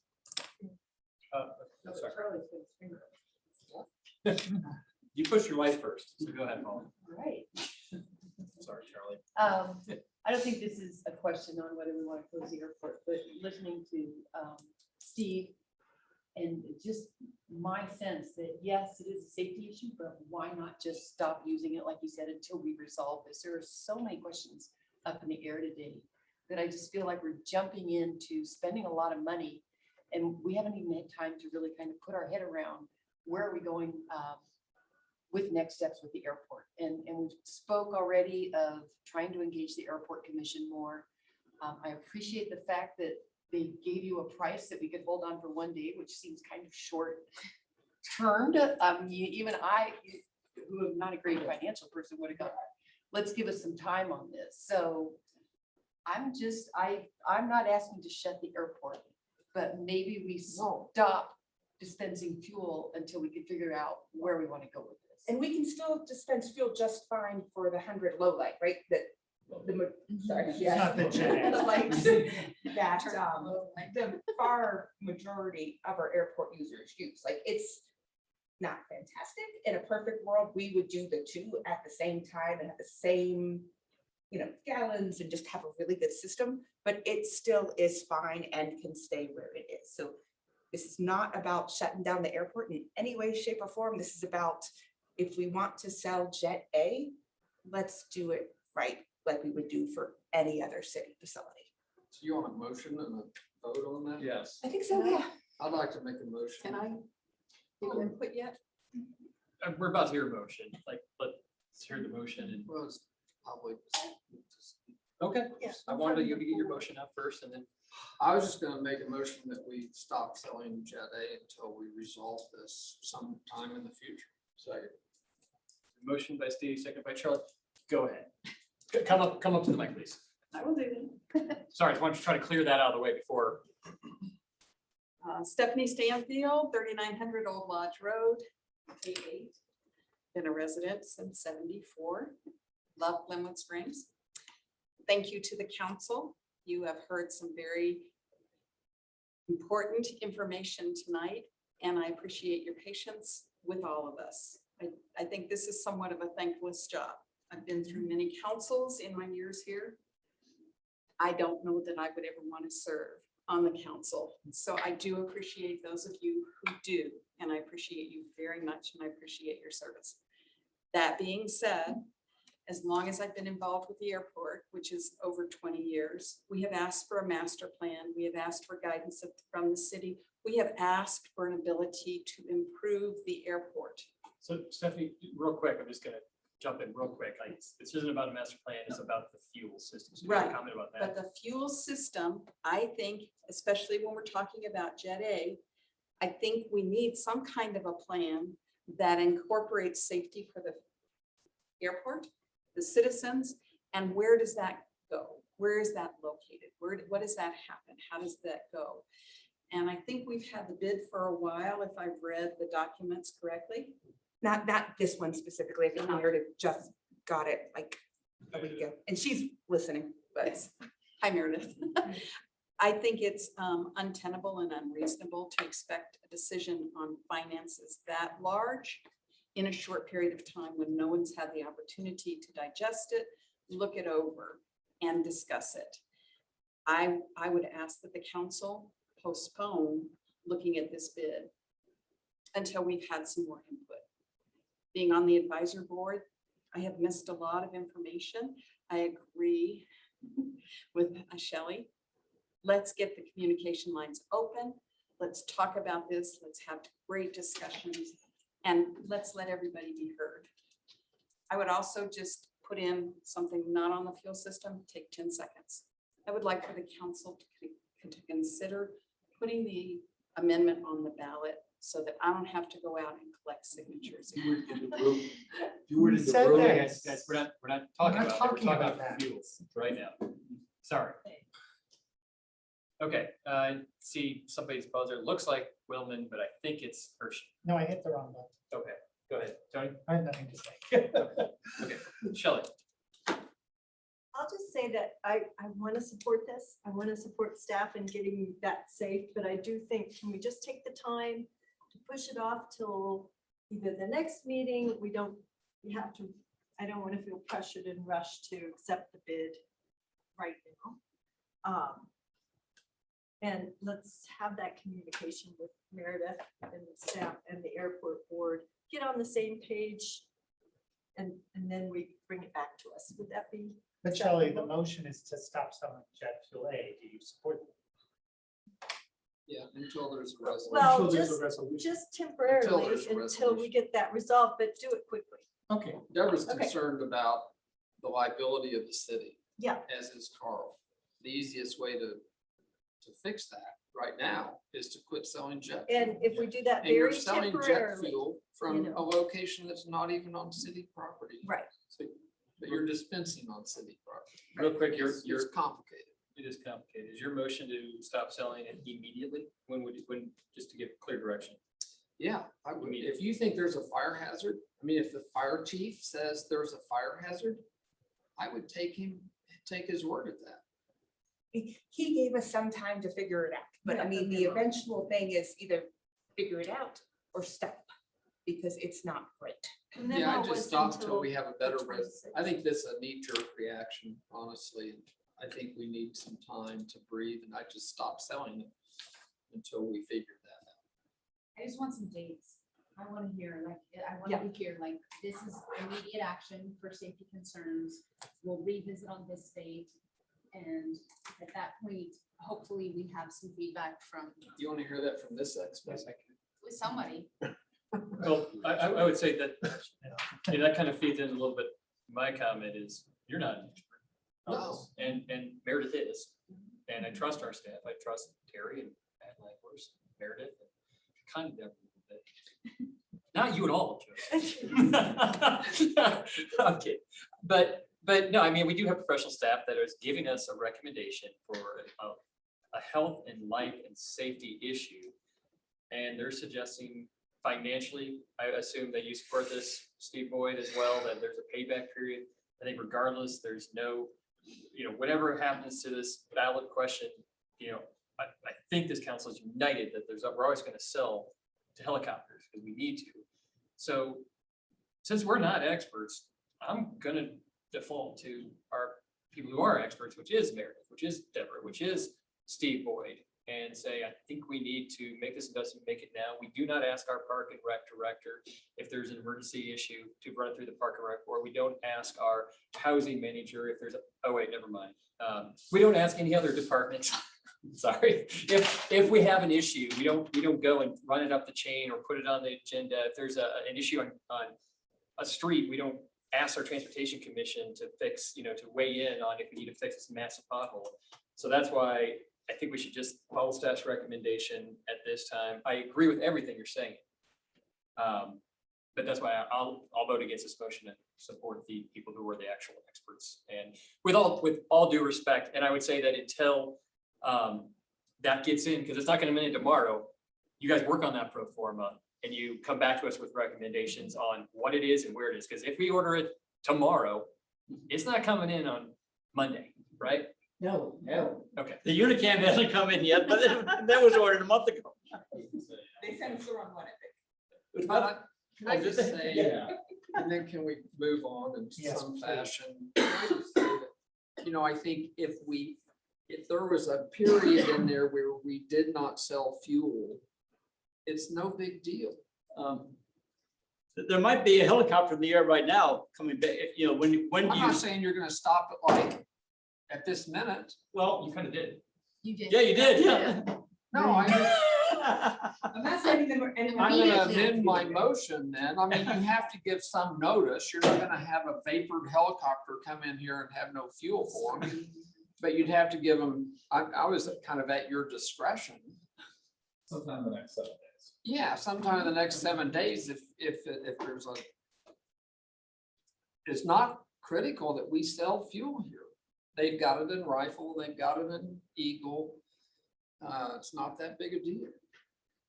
I promise I'm good with either moving forward or stopping to sell fuel. I just. Is there other comments or? I have just, So that button that I had pushed for the last 15 minutes. I don't know why you brought Charlie, go ahead. So my concern is this. I do not support putting any more money in servers. We make a decision or two, or the airport group comes up and says, which is what I challenge you in our work session. We have $700,000 in expenditures that we need to make this safe. We got a fence problem. The lighting issue is misunderstood, but as I understand, we have the lighting issue, which is primarily the helicopters. Of course, we're not Jet A. We don't have to worry about them landing at night anymore. And we have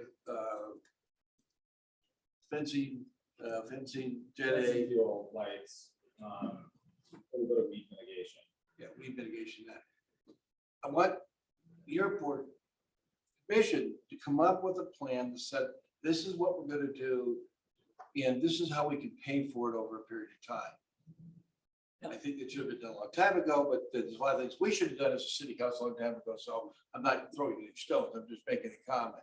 I'm gonna support Steve's motion because I think until we make that decision that we should be selling Jet A because it's not safe, and I don't want to spend that kind of money until we know that issue. I will support the budget with that transfer if we need it. That's the only way I can support the budget. And we'll support the budget, which is one of the reasons I got here tonight, because I didn't want to support the budget because I didn't want to have that transfer come out of capital projects. I'm sorry, could you explain that again? You are going to support the budget with I'm gonna, this I'm transfer? gonna vote for Steve's motion. That doesn't get the budget part of this. I'm gonna vote for the budget too. Yeah, my only, I don't look at this stopping selling jet fuel as permanent. I just, I'm gonna support Steve's motion because I think we need time to kind of put this together. And I feel like it's a quick, I feel like the safety is a priority. The quickest way to take care of the safety is stop selling fuel until we can get some answers. I do like Ingrid's question of how long we're talking about, so I would like to put a parameter of, we are working on this and going to hear from the airport commission or something within 6 months so we can move forward on this. 4 months, 3 months, I don't know, something that gives us a time frame that it doesn't just end up on the back burner. But I am supporting Steve's motion. So I can amend my motion Please do. 2 ways. One is, you know, you have 7 days discretion.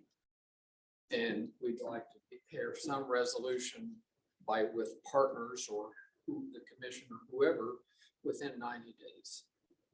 And staff.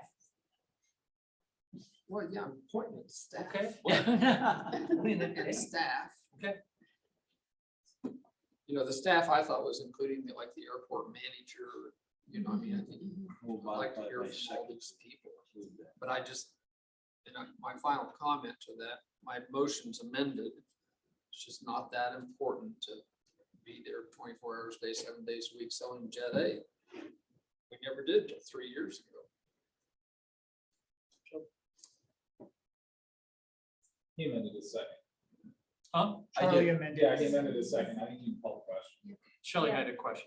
Oh, Can we just go ahead call and the call the question? Okay. Ryan, Okay, Counselor Cow, No. Counselor Hershey, No. Counselor Russo, Yes. Mayor Gurvis, yes. Mayor Pro Tem Wellman, Yes. Counselor Davis, Yes.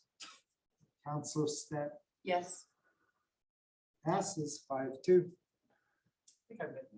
Read my lips. Think you They're did. trying to think I close your meant no. airport date, and they're Oh, gonna well, do the vote it. say, But I meant no. They are going did. to do it. That is not correct. I It's was so into the absolutely yes. correct. They're gonna ignore your vote. They're going to close this airport. Write it Okay. down. Budget approval, 2022 budget approval. I move for the approval. I move for the approval of the budget. I second it.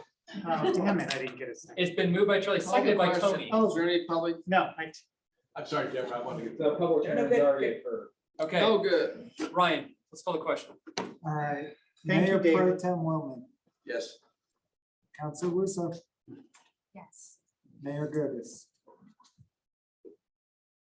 Yes. I think, right? Yeah. Okay. Sorry. Struggling over there. That's what scared me. Counselor Stepp, Yes. Counselor Cow, I will, but I have a question. I thought we were going through a financial audit and. We kicked that because we thought we could do it at the next meeting. Okay, not making oh, that sense was for today. today. Yeah, Thanks, you guys. Yeah, Um, the but yeah, audit was for last year. This is for next year. and it's a fantastic audit. Okay, yes, I did read that. I haven't voted yet, everyone. Oh, yes. Can we continue? You can Yeah. vote. Well, Shelley interrupted, so we were voting. all right, here I go. Counselor Hershey, No. Counselor Davis, Yes. passes 6-1. All right, ordinance 13, water. I guess I'll make a motion to approve ordinance 13, series of 2021. Technically, you might want to ask for public input, not that you have any, but it's important for the record. And take some questions, because I have. Okay, of course. Go ahead. Okay, so we've been doing upgrades to our water system, as you guys know. We closed on $4 million, or we're gonna use about $4 million. It was specifically related to the fires that we had last year. This $8 million is the rest of the debt that we're gonna take that was in the pro forma that we did with gov rates. We looked at lots of different scenarios. What we went with was a 10-year guaranteed rate, and then it resets at, treasury at that time, plus I think 1.25%. So pretty simple, pretty straightforward. Couple of questions. Sure. So it mentioned in there that we were going to try to pay this back in that 10-year period when the rate is fixed. Are we going to actually kind of prepay on the 10-year schedule? Or are we just going to, are we gonna escrow money? Or are we just gonna hope that it's there in 10 years to No, pay it so back? Because it's about a $3 million payoff difference. yeah, I mean, so we negotiated into this the ability to prepay at any time without any penalty. So I think the goal is that we will do what you said, which is kind of put money into sort of an informal reserve. And the idea being that, look, if we get to 10 years and, for whatever reason, we don't like where the rate resets, we'll be able to repay it if we choose to. Okay. That's the goal. I would love to see that, have that kind of going into some kind of reserve so Sure. that it's there. Because otherwise it gets spent typically. And that would be, there was one bullet item, the wastewater plant 10-year maintenance at 500,000. If we know we have to do maintenance every 10 years, that's one of those things too. The rest of those were capital costs basically, but a 10-year maintenance thing, in my opinion, is something that you should be escrowing for. So we have that 500,000 there again in a reserve line in the enterprise fund so that we do our 10-year maintenance and the money's there when we get to 10 years. Just my comment on this. I agree. Any other questions? Okay, would anybody from the public like to comment? No. What about this gentleman? He said no, he shook his head. No, I thought him. Well, what other gentleman in the mask? Uh, You sure? Yeah. Okay. All right, any comments or motion? I'll make a motion that we approve ordinance 13 series of 2021. Second. Moved by myself, seconded by Counselor Cop. Ryan's call question. Mayor Godis. Yes. Counselor Cow. Yes. Mayor Pro Tem Wellman. Yes. Counselor Russo. Yes. Counselor Davis. Yes. Counselor Stepp. Yes. Counselor Hershey. Unanimous. All right, I would suggest for item number 21, that we bring this back in the work session where we also talk about the other thing. Comp plan and Moratorium. potential moratorium, Are just we gonna talk because about we it need now? to figure Not out potential moratorium. potential moratorium. Just real quick comment, I was at a C of L subcommittee meeting, board meeting on housing today.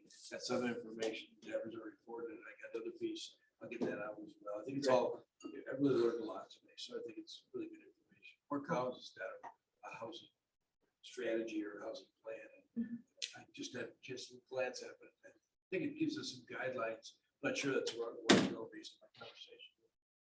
Just retired Mayor Pro Tem from Steve. Thanks, Charlie. Thanks for being here. So Is what day there would just a we- general head nod agreement, or do we need to take a motion to take this off the agenda to put it on? Okay, are we okay with Can I doing, just clear what, when we're gonna talk about it? I believe what the next day? meeting? The 18th? The 18th. Yeah, Okay, thank that's getting full. I'll just put it out there. That's getting pretty full. And you're, That's what's getting cold. I don't That know. date is getting full. That- Oh, full. That is I getting thought you said cold too. full. Full. It's gonna gonna be get cold, And it's gonna be full. and it's the week before Thanksgiving. Manager report, please. The listening sessions for the airport, is that something you guys want to do next week? Yes. That'd be great. Yeah, I'm fine with that. What we doing? I didn't hear, I'm sorry. Yeah, continue to, Works for me. That's all I got. anybody City else? attorney? I'll send out a written update. There's a couple of litigation pieces on our mind. There's nothing spectacular going on. but I'll just give you some notes on it. Can I ask for I'd an like update? that by 6 in the morning at my desk. Yeah, absolutely. Can I ask for an update, wait, everyone, on RMI at some point? That's what I was just saying on the litigation. I will give you an update. Well, on you said RMI. litigation in general. Yeah, RMI is one of those. One of them. Right. Or the primary one. All right, can I get a motion to adjourn? Move to adjourn. All in favor? Aye. All right. Yes. Who seconded? I seconded. I heard that. I need a fourth eye. Aye. Okay. Motion carries 4-3 abstains.